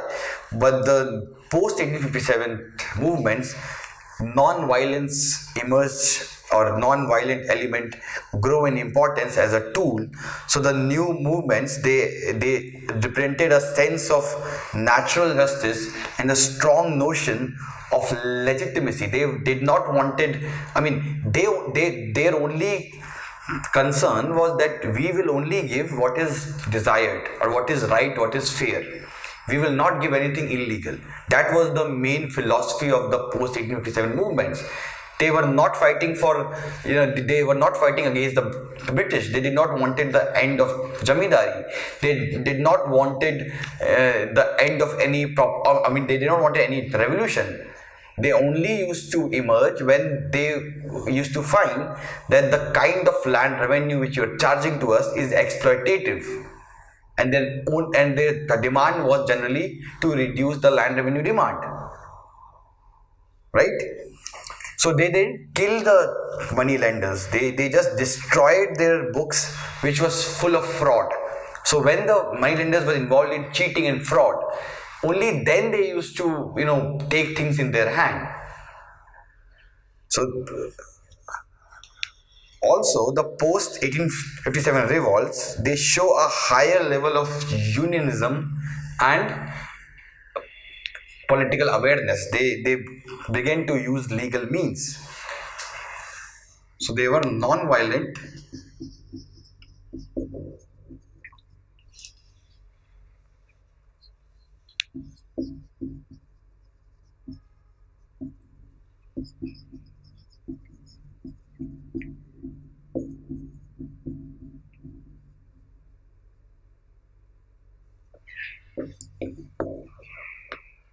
Thirdly, while the earlier movements were directed against the Europeans, but now they were directed against the immediate enemies, which were mostly the Chamidars, the money lenders, the planters.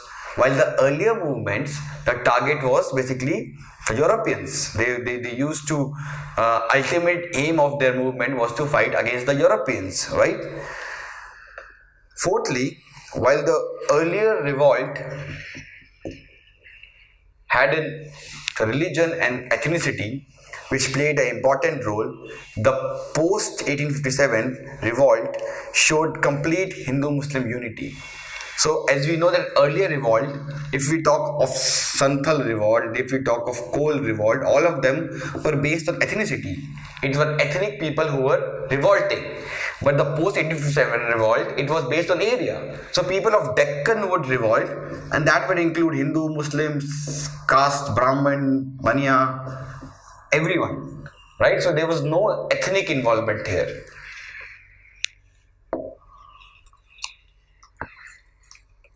So let us deal with few of the important movements or the rebellions of this phase.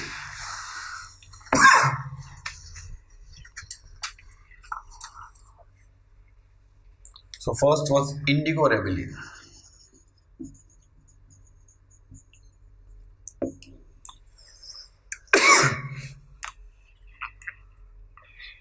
So Indigo Rebellion, what were the factors for this rebellion?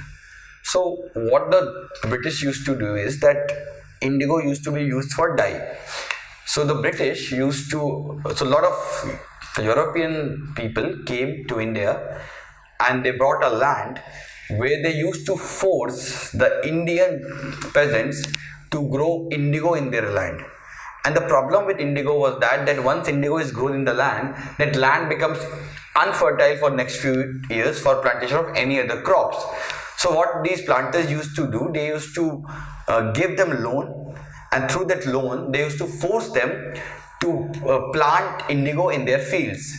And once they plant indigos, they used to buy the indigos at a very cheap price. So ultimately the farmers were exploited. First of all, they did not get enough money for their produce. Secondly, their land used to get unfertile because of growing of indigo, right? So therefore they were, and when they used to go to court, the legal system was also very pro planters, so they don't used to get justice in the court also. And there was a saying that Jai Rakshak Te Bhakshak, which means the protectors of law, they are the most people who are violator of the law, because the court, the police, the bureaucracy, all were very, very pro planters. So the farmers had no justice, where to go, right? So the revolt broke out when the Lieutenant Governor of Bengal, John Peter Grant, came to power, or when he was appointed, because he was very sympathetic to the cause of peasants, and he told the deputy magistrate that the peasants should not be forced or should not be coerced to grow indigo, nor they should be evicted from the land. And this news then spread to the indigo farmers, and they stopped growing indigo. So what was the nature and character of this movement? So initially the movement was peaceful, but when it failed, the peasants took to violence, because initially they said we will not plant the indigo, but then these planters came up with their lathials or goons and the police, and the peasants initially they tried to redress their grievance by official means, but when these planters came with goons and police and tried to force these farmers to grow indigo, then they responded it with violence. So there was also a lot of unionization of peasants, so they fought jointly. The peasants collected themselves and they filed class suits in court, and finally even a committee was set up where the planters closed their business and went away. So finally this pressure of these farmers forced the government to pass a law where and the law said that only the present commitment or for this season the farmers will grow for the indigos, and after this present commitment is over, the farmers will not be forced, or they will not force the farmers to grow the indigo, right? So most of these indigo was grown for next 6 months when it was already in the commitment, and after the passage of the 6 months, the planters, they went from Bengal to Bihar, because in Bengal, after this order, these planters became powerless because farmers did not wanted to grow indigo, and there was clear-cut order that they would not be, or the planters would not force the farmers to grow indigo. Therefore, they migrated from Bengal to Bihar. In Bihar, it continued till Mahatma Gandhi came in Champaran. So this movement received the support of intelligentsia and press. So Hindu Patriot wrote articles supporting it. There was a play Neel Darpan which was also based on that. Even the Som Prakash and East India Association, which were basically an organization of the landed class, they also came to the side of indigo peasants. See, the problem with these early nationalists was that wherever the oppressor was British and the oppressed was Indian, they were always with the side of Indians. But where the oppressor was also Indian and the oppressed was also Indian, they would always side with the oppressed. They would always side with the oppressor. That was their big dilemma, and that is the reason why in the moderate phase of Congress, not the mass base was very small, right? Next we'll deal with is the Pabna experiment of 1873.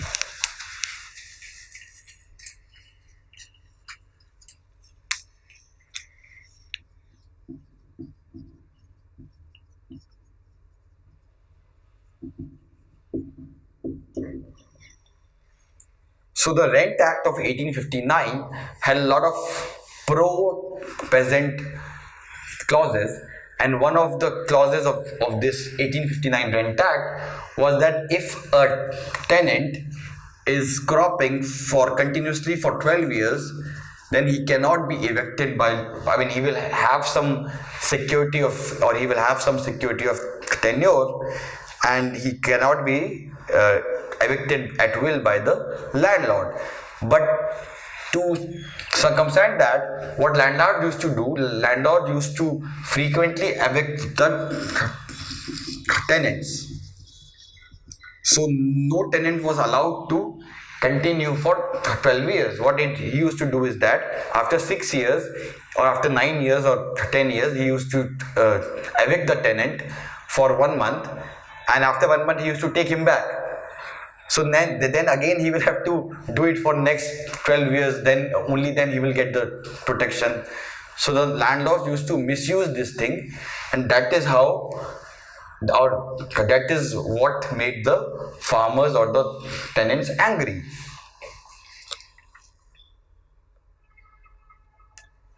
So this movement was spearheaded by high peasantry and had mass base among the lower peasantry, and they used non-violent means, and they used courts for their grievance. So they used to fight cases, or they used to file cases in the court, and they had a complete faith in the sense of European justice, and they demanded that they wanted to become the Roth means the farmer of the Her Majesty herself. So they said that we don't want this land, or we will plant for you directly, right? So they were not pro-British, they had a full faith in the British legal system. They were non-violent, and due to their efforts, the Bengal Tenancy Act of 1885 was formed.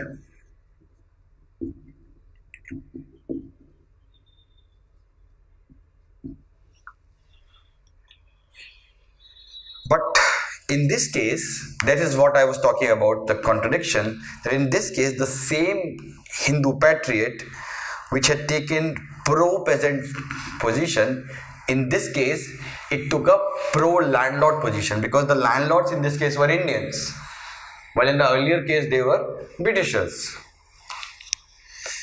Next we have is the Deccan Uprising.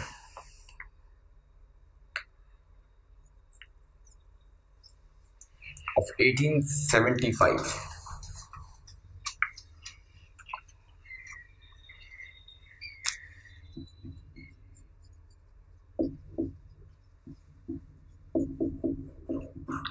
So what happened in Deccan was that Deccan area was Rayotwari area, and in Rayotwari area, as we know, there was this problem of tax assessment. The tax assessment was always undervalued, overvalued, and in 1850s there was this American Civil War, and this American Civil War meant that the cotton from US stopped. Earlier US used to export cotton to England, but due to Civil War this export stopped. So the Britain naturally there was shortage of cotton supply in the world, which increased the prices of the cotton, right? And it also forced the British to import more and more from India. And since this Deccan area was the area which was the cotton producing region, a lot of demand took place from this area, and therefore they earned a good amount during the 1850s or the early 1860s. But after the end of US Civil War, the price of cotton collapsed because of excess supply, and also there was lack of rainfalls in the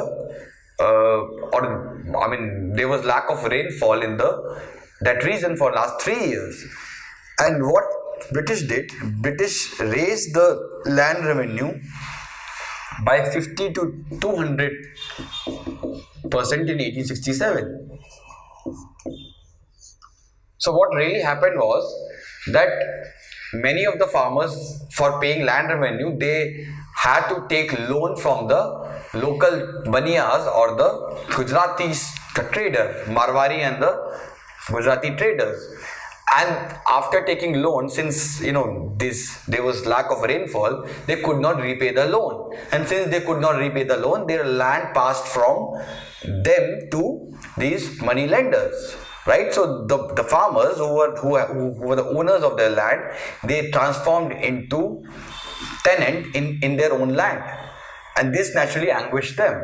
So therefore, they tried to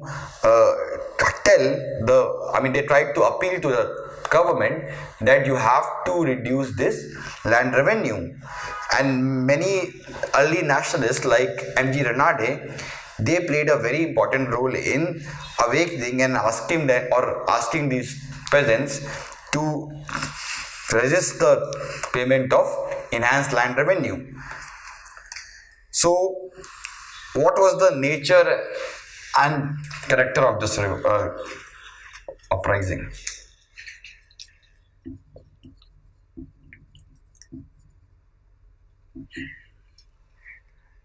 So the peasants tried to appeal to the sense of natural justice.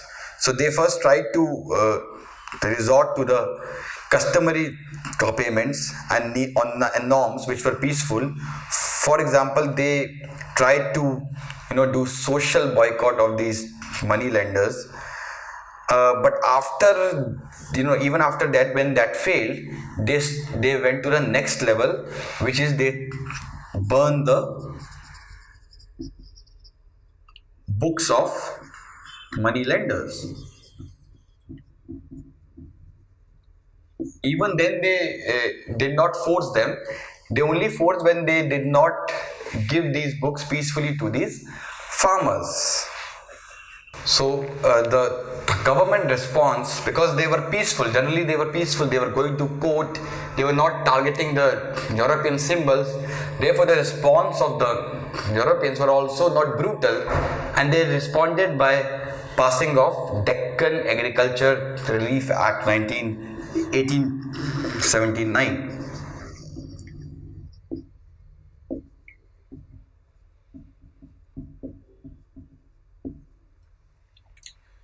So it got support of this uprising, got support of intelligentsia like M.J. Renade and Pune Sarvajanik Sabha. Next we'll deal with is again a very important rebellion, which is Munda rebellion.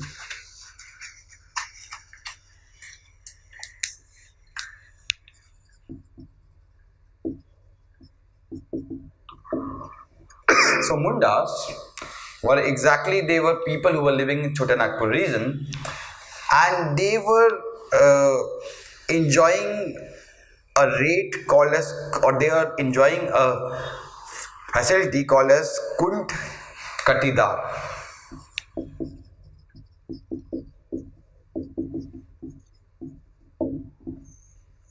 What does that mean? It means that since they were the first inhabitants of the land, they were the original son of the soil, they used to get what you call as preferential rent rate, and this preferential rent rate was called as Kunt Katidar, right? Also, they were enjoying a good level of autonomy before the British came. But what happened was that when the Britishers came, they for the first few decades they didn't interfere. But later, the Munda started realizing that this system of Kunt Katidar is being corroded by these Jagirdars and these Thekedars who came as money lenders and traders. So they basically had two main problems with the British. The first problem they had was that they were against the disruption of their Kunt Katidari rights. And with the arrival of money lenders, they become what you call as beggars. Beth beggar. What does that mean? Beth beggar means that they were forced. See, many of these money lenders gave loans to these mundas, And in repayment of the loan, because Mundas did not have mind to repay loans, they used to do forced labor without any pay in the houses of these new jamidars and the money lenders. So this system was called as Bed Bigari system, right? So they were very anguished with that, because they thought that this is our land and these outsiders came here and they are treating us like they're slaves, right? Second thing that they were very much concerned was with the spread of Christianity. They thought that their tribal culture is being destroyed, and these missionaries who has got active support from the British, they are trying to convert our people and they are trying to destroy the tribal culture that we have, right?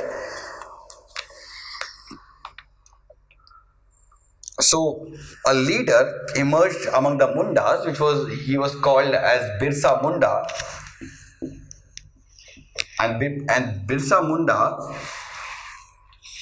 declared himself as prophet, and he wanted to reform the tribal society from the corrupt elements which have came into it, like drinking of alcohol, superstitions, doing this sacrifice, the sacrifice that they used to do. He wanted the tribals to again go back to the worshipping of these sacred groups. And he was very, very anti and fiercely anti-Christian and anti-British. So there was this movement which emerged in this area in 1860s, which was known as Sardari movements, and they were Sardars who were tribals, who were kind of tribal heads, and they also wanted something similar. They wanted the reform. They wanted this Kunkatiri rights back again. They wanted to abolish Bed Bagari, and they launched a movement against that. But Birsa Munda differed with them in a way that Birsa Munda wanted complete end of British rule. He wanted to establish Munda Raj in the region. He wanted he wanted not just economic changes, he wanted political changes. He wanted to end the European imperialism. He wanted complete autonomy for him, which means complete self-rule. And that is why he attacked in 1899 on Christmas Eve. He attacked the churches, he attacked police stations, he launched the attack against Thekedars, Jagirdars, Christians, the Dikus which oppressed him, government servants, and finally he was arrested and he was sent to jail, where he died in 1900, and ultimately the Munda movement was suppressed by the British. But there was this fight did not went in vain, because in 1909 Chota Nagpur Tenancy Act was enacted, and this act gave Mundas Kunkatti rights, and it also abolished the Beth Bigari system. So ultimately this movement in long run was a success. Now let's move to the peasant movement of 1920s.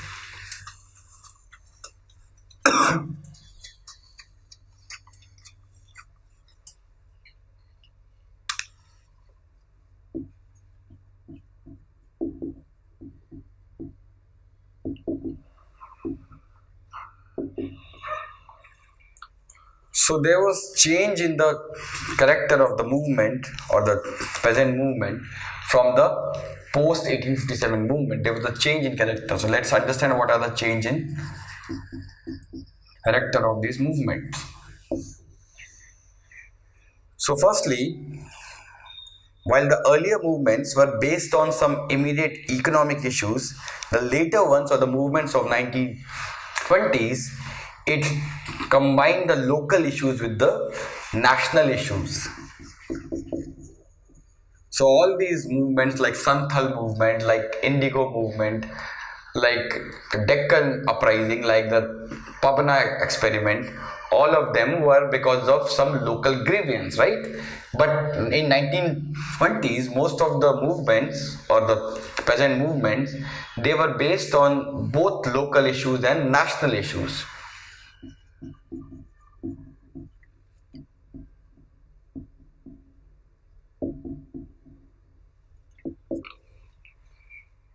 Secondly, while the earlier movement lacked in their vision because they had complete sense or they had complete faith in the British justice system, they thought that the problem is not Britain, the problem is these Jamidars. But the later peasant movements, they understood the true nature and character of the European rule. They knew that it is because of them we are being suffering. All the property relations are because of them, right? So they understood that Britain is the real cause of their problem.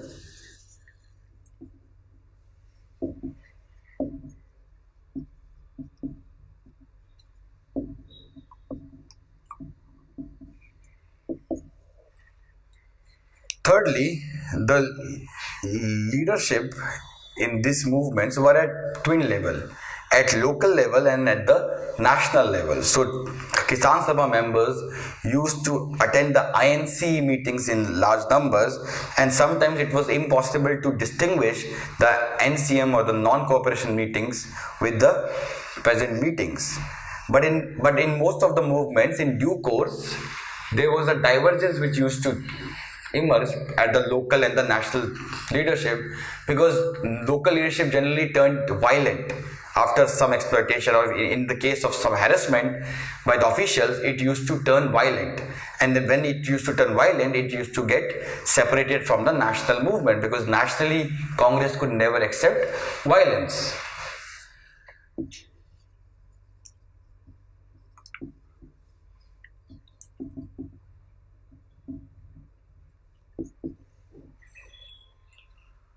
Fourthly, these movements were a result of mass awakening and politicization of the peasants in the wake of non-cooperation movement.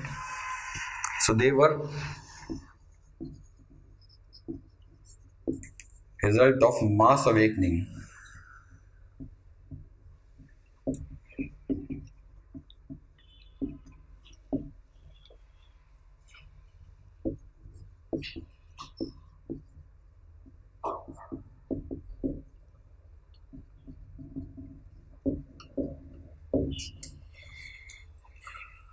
Also, the new movement had a wider social base, because now it had both the high and the low caste peasants were part of it. Because earlier, mostly the high caste peasants, they were the part of the movement, but now the social base of these movements was very wide.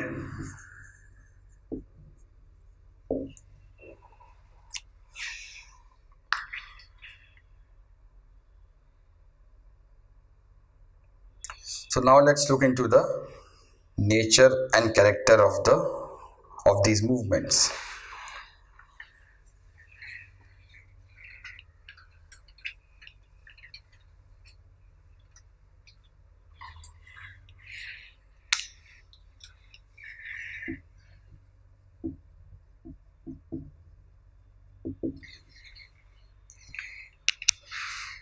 So they were closely related, and they used to exchange liberally both methods, ideology as well as leaders with the mainstream nationalist movement.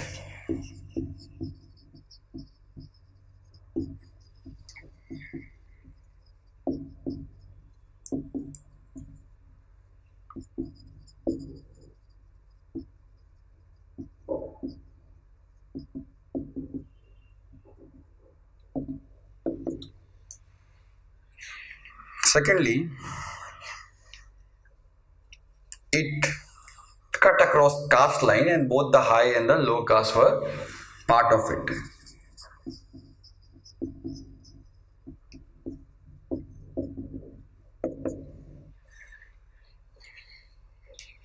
Thirdly, they could understand that the European rule was the true cause of their miseries.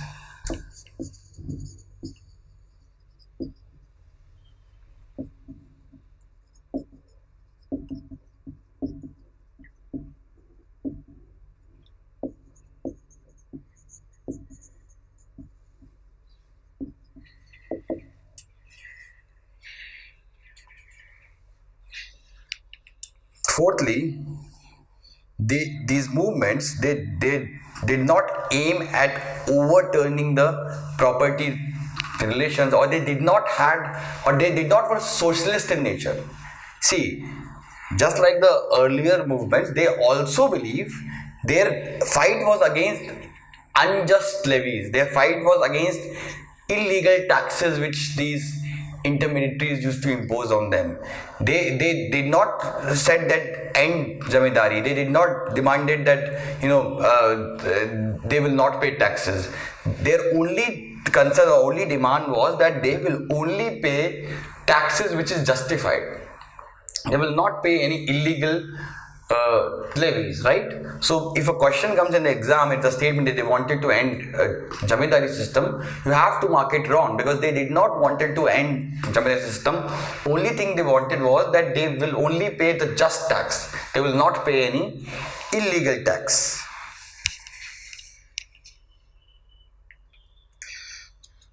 So what was the impact of these peasant movements of 1920s?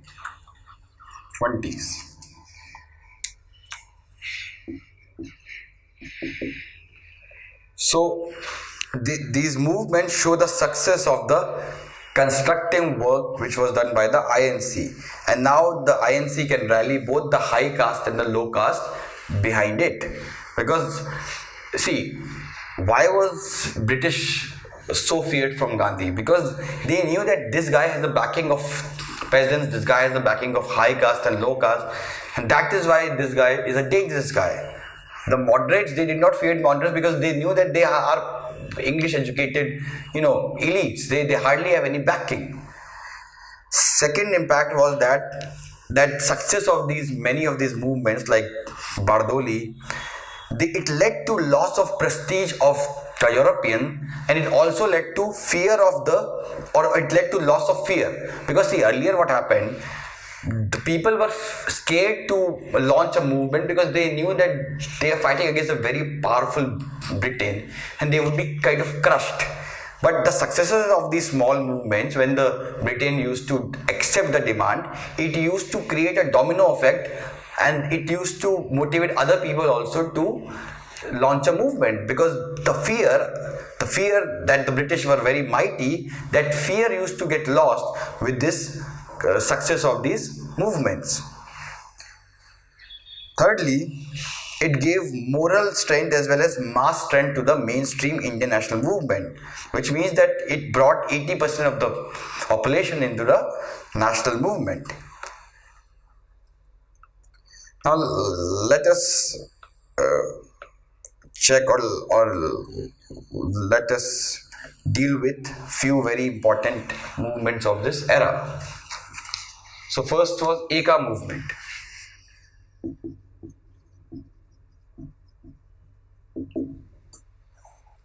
So Eka movement was a peasant movement which was surfaced in Hardoi, Bahraich and Sitapur in UP by Madari Pasi.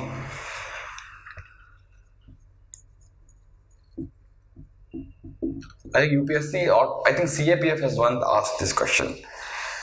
So the initial thrust to the movement was given by the Congress and the Khilafat leaders, and the main reason for the movement was high rent, which was generally higher than 50% of the recorded rent in some areas.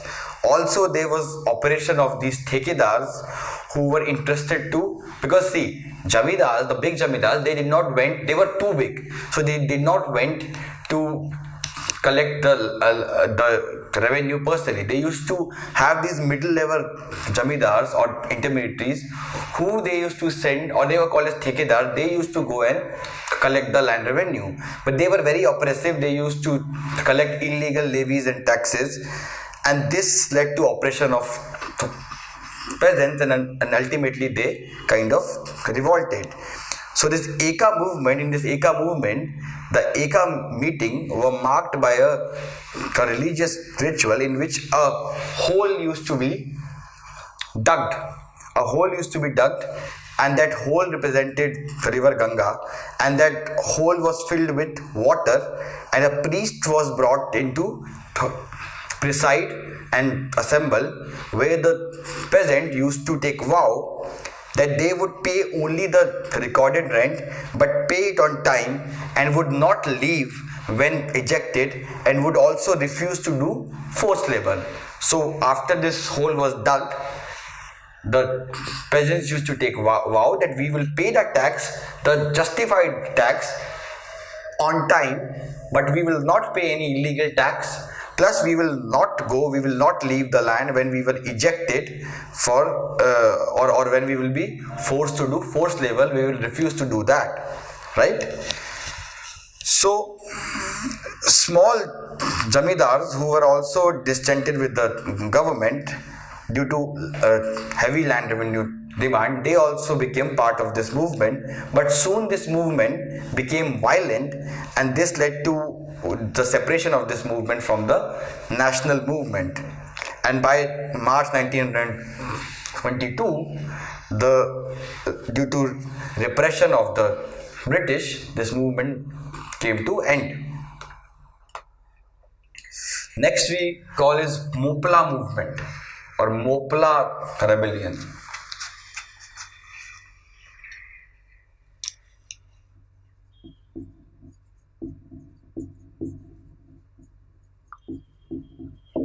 So Moplas are a group in Kerala. Generally, the early Moplas, they were because the Arabs used to trade in Kerala. The first mosque in India is not built in North India. The first mosque in India was built in Kerala. So the Arabs used to they used to come to Kerala, and they used to teach, they used to marry the local women, and the offsprings of these Arab parents and local Keralite women were called as Moplas. But with time, many of the lower caste Hindus, they also got converted into Islam, and they also became Moplas. So in Kerala, what happened was that during the pre-Tipu Sultan era, there was this division of the Kerala's agriculture society into three phases. So at the top were the Namburipats, who were called as Janmis. Just below them were the Nayars.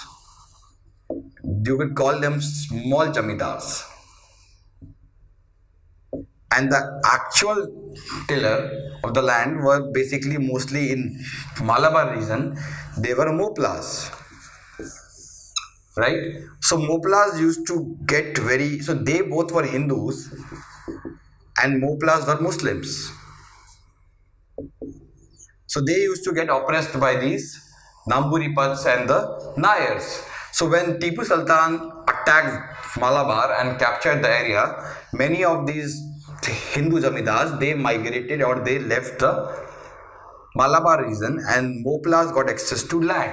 But when after the 4th Anglo-Mysore War, when Tipu Sultan got defeated, this area of Malabar came under the British rule. So when they came under the British rule, again they gave all the property rights and everything to these Namburipats or Janmis, and they got new access to rights which was not existent earlier.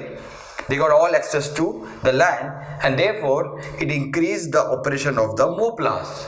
So in 1840, the first time they revolted against these Namburipats, they killed 5 of these Janmis.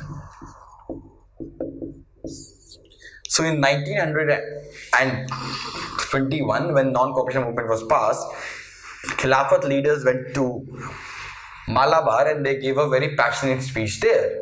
And because of this passionate speech, the Moplas rose, and instead of being non-violent, they became violent, and they attacked the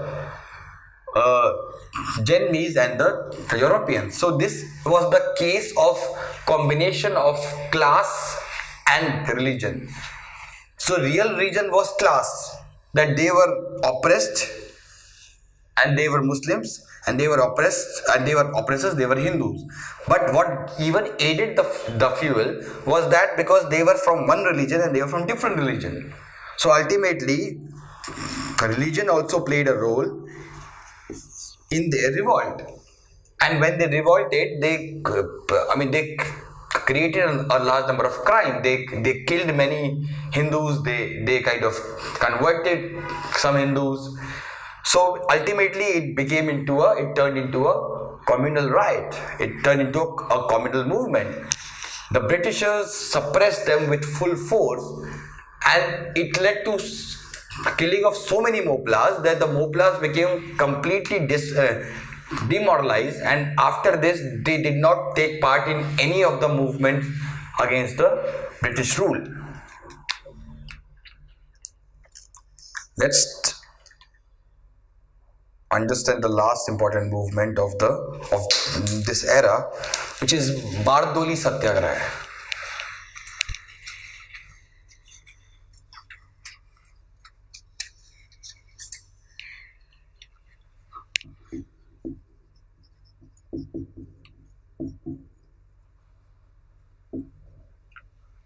So Bardoli Satyagraha was started in 1928. So what happened was that there was a hike. I mean, there's a Bardoli taluk in Gujarat, and there was lack of rainfall in this area from last 3 years, which adversely affected the farmers financially.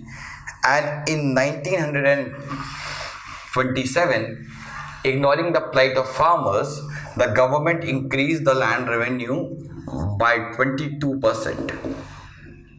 And this meant that the farmers who were already under the kind of lack of rainfall and failure of crop yield, they further came under the exploitation of this increased land revenue.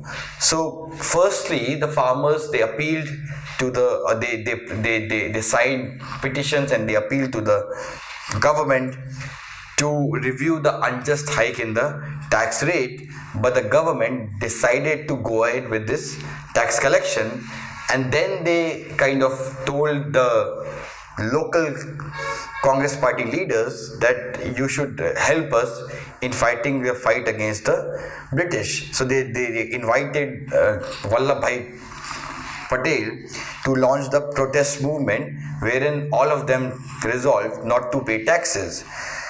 So Patel agreed, but he told these farmers that if you will do that, these following consequences can happen. They can either confiscate your land, they can send you in jail, and if they want to bear this consequence, if they are ready to bear these consequences, I will support you.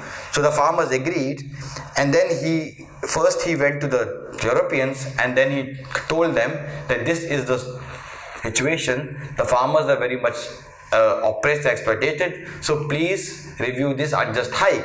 But when the Europeans refused to do that, he went back and he told these people, these peasants, not to pay taxes. So what he did was that he divided the taluks into camps, and inside every camp there were 100 and 200 people, and all these camps, the people in these camps belonged to both Hindu, Muslim and Parsi communities. And in these camps, many volunteers, they used to issue news bulletins, and they used to make speeches which used to educate the masses. Door-to-door campaigning was also done. A large number of women also took part in this movement, and peasants used to take oath in the name of God that they will not pay the taxes, and those who used to pay taxes, they used to be socially boycotted. The people or the volunteers in this movement also worked for the betterment of the Kali Paraj class. Kali Paraj were the tribal or the low caste people, and because of their active constructive work, these people also supported the movement.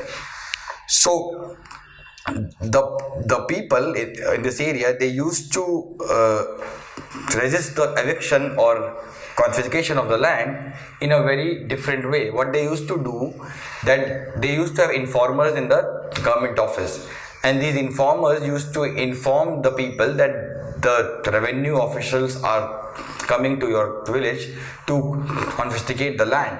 And whenever they used to heard that, the whole village used to run away to the neighboring village, and they used to be empty village.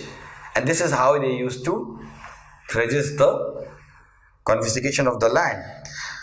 Also, to increase pressure on the government, two moderates, which include K.M. Munshi and Lalji Naranji, they resigned from the Bombay Legislative Council. It received a nationwide support everywhere, even though it was a local affair. It received a local nationwide support. Even some working class movements in Britain, they also wrote to British government to look into the matter. Finally, under pressure and fearing that the things could go out of control, the government appointed a commission, and that commission reduced the land revenue increase to 6% only, right? So and also, second thing which the government did was they returned the confiscated land. So what was the significance of this movement? So significance was that finally the British used the mighty British Empire. Finally, they kind of, they got defeated in front of these very poor peasants. It gave a message to the nationalists across India that if they can be united against the British rule, they could succeed against them. Secondly, Sardar Patel emerged as a national leader after this satyagraha. Now let's look into the peasants movement in 1930s and 40s.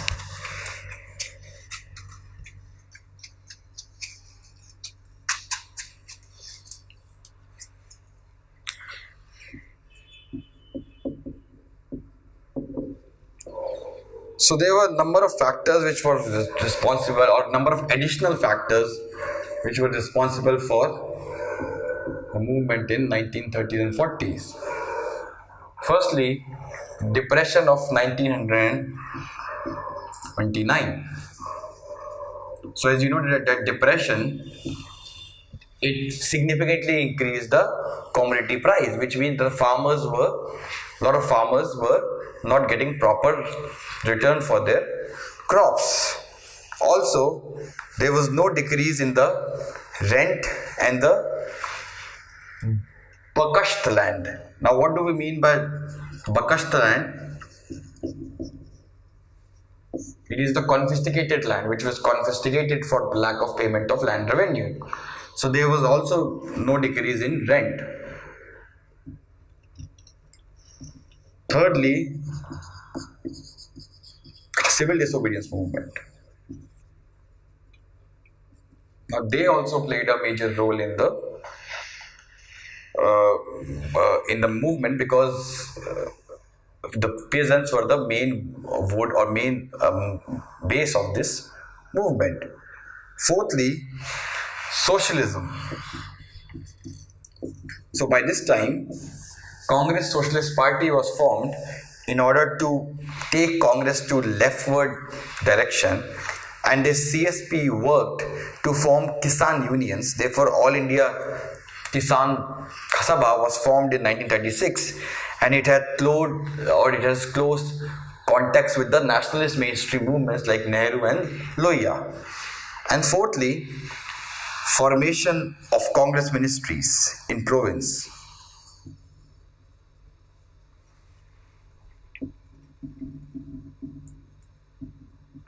So they realized, the farmers realized that now that their government is in power, they can, this will be liberal, or they will be liberal, and they will better understand the demands of us. This also gave boost to the present movement.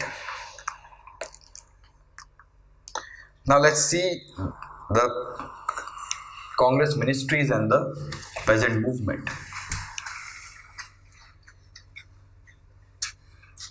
See, many of the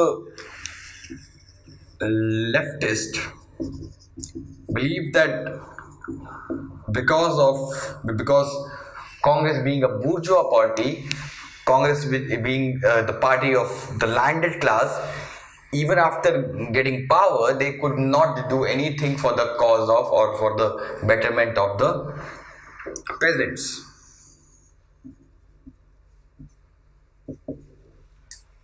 Well, there is some truth in the reality. In many states, it was generally the Congress right or the right wing of the Congress which was in power, and they were naturally not very sympathetic to the land reform case. But there is also one factor which prevented them from doing it, because this land revenue was a subject which was with the governor. So therefore they did not have power to do that, right? So when the ministries were formed in the provinces, it gave a big boost to the peasants movement, because now they came to realize that now there's own government is there, so they will be more liberal to them. And because the Congress government was not as much repressive of the peasants as the European governments were, so therefore this liberal atmosphere also gave boost to the movements related to peasantry. So in Malabar, meetings were organized for amending the tenancy law. In Andhra Pradesh, 2,000 peasants organized a march for 1,500 miles and presented their petition to the legislature. In Bihar, around 1 lakh people rallied and they protested against the Congress, and demands were raised to abolish the Zamindari. They also demanded the return of Bakasht land.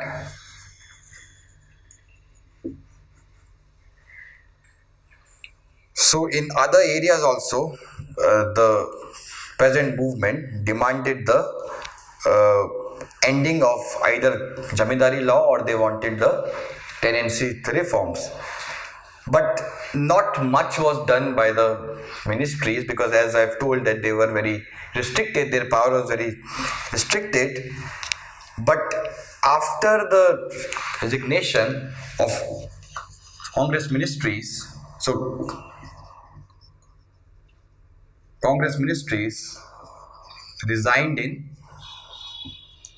1939, and after they resigned, Europeans again came to power in the states. I mean, there was again this governor rule which was introduced in the state, and this led to massive suppression and recession of the peasants. Also, because the Communist Party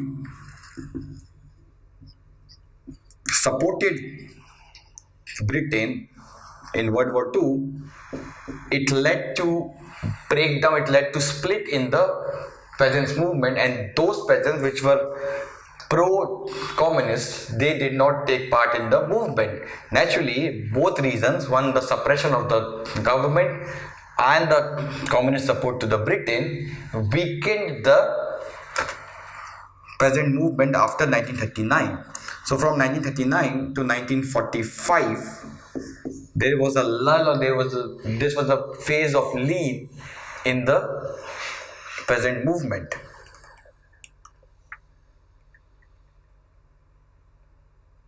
So in 1930s, number of organizations were introduced, or they were kind of established, and these include, first was the Kisan Sabha movement in Bihar.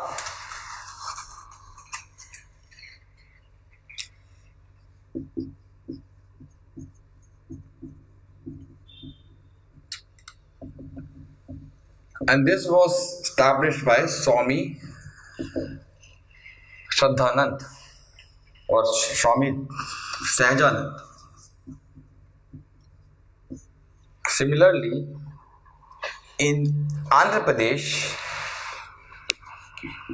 Kisan Sabha was established by N.G. Ranga, and later in 1936 All India Kisan Sabha was established.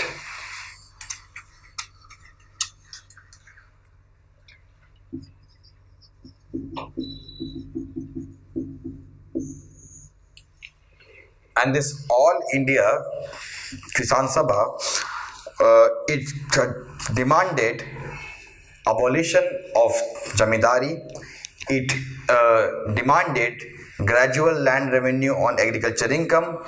It demanded grant of occupancy rights to all tenants, and it demanded scaling down of interest rates. So actually it demanded all the land reforms which the government tried after in the post-independent area. That means it wanted abolition of Jamidari. It demanded tenancy reforms. It demanded reduction in land revenue. And this Kisan Sabha it got massive support from the leftist leaders of the Congress like Nehru, Bose, Lohia. All of them supported this movement, and as a result of the pressure imposed by this All India Kisan Sabha, the Congress in its Firstpur session in 1936 adopted agrarian program.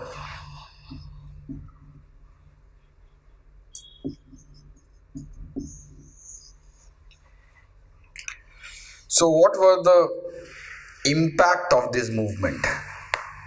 So first impact of this movement in 1930s and 40s was that it impacted the policies of the INC. So INC transformed itself from the purely right wing, not purely but center right party to center left party. So these peasant movement played an important role in shaping the direction of Indian national movement. Right, so the leftists came into the forefront. They became mainstream because of the efforts of these movements. Secondly, they created an environment which necessitated the post-independent agrarian reforms in India. So they created a base. They created an ideological base, after which the next thing which will have to be, because if this movement would have not taken place, probably we would have still had Jamindari system in India. It is because of the ideological base which this movement created, we kind of became sure, we became convinced that there is no place for thing like Jamindari in a democratic society. So let's deal with the last important movement which happened in this area. This was Tebhaga movement.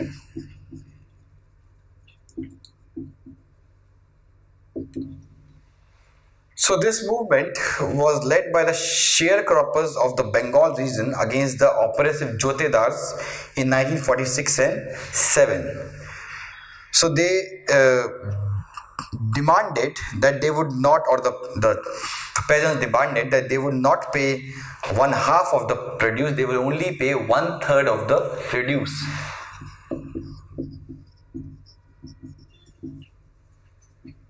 And it started in 1946 and 47. So this ends the end of this lecture. And then in the next lecture, history lecture, we'll be discussing the Gandhian phase of the Congress.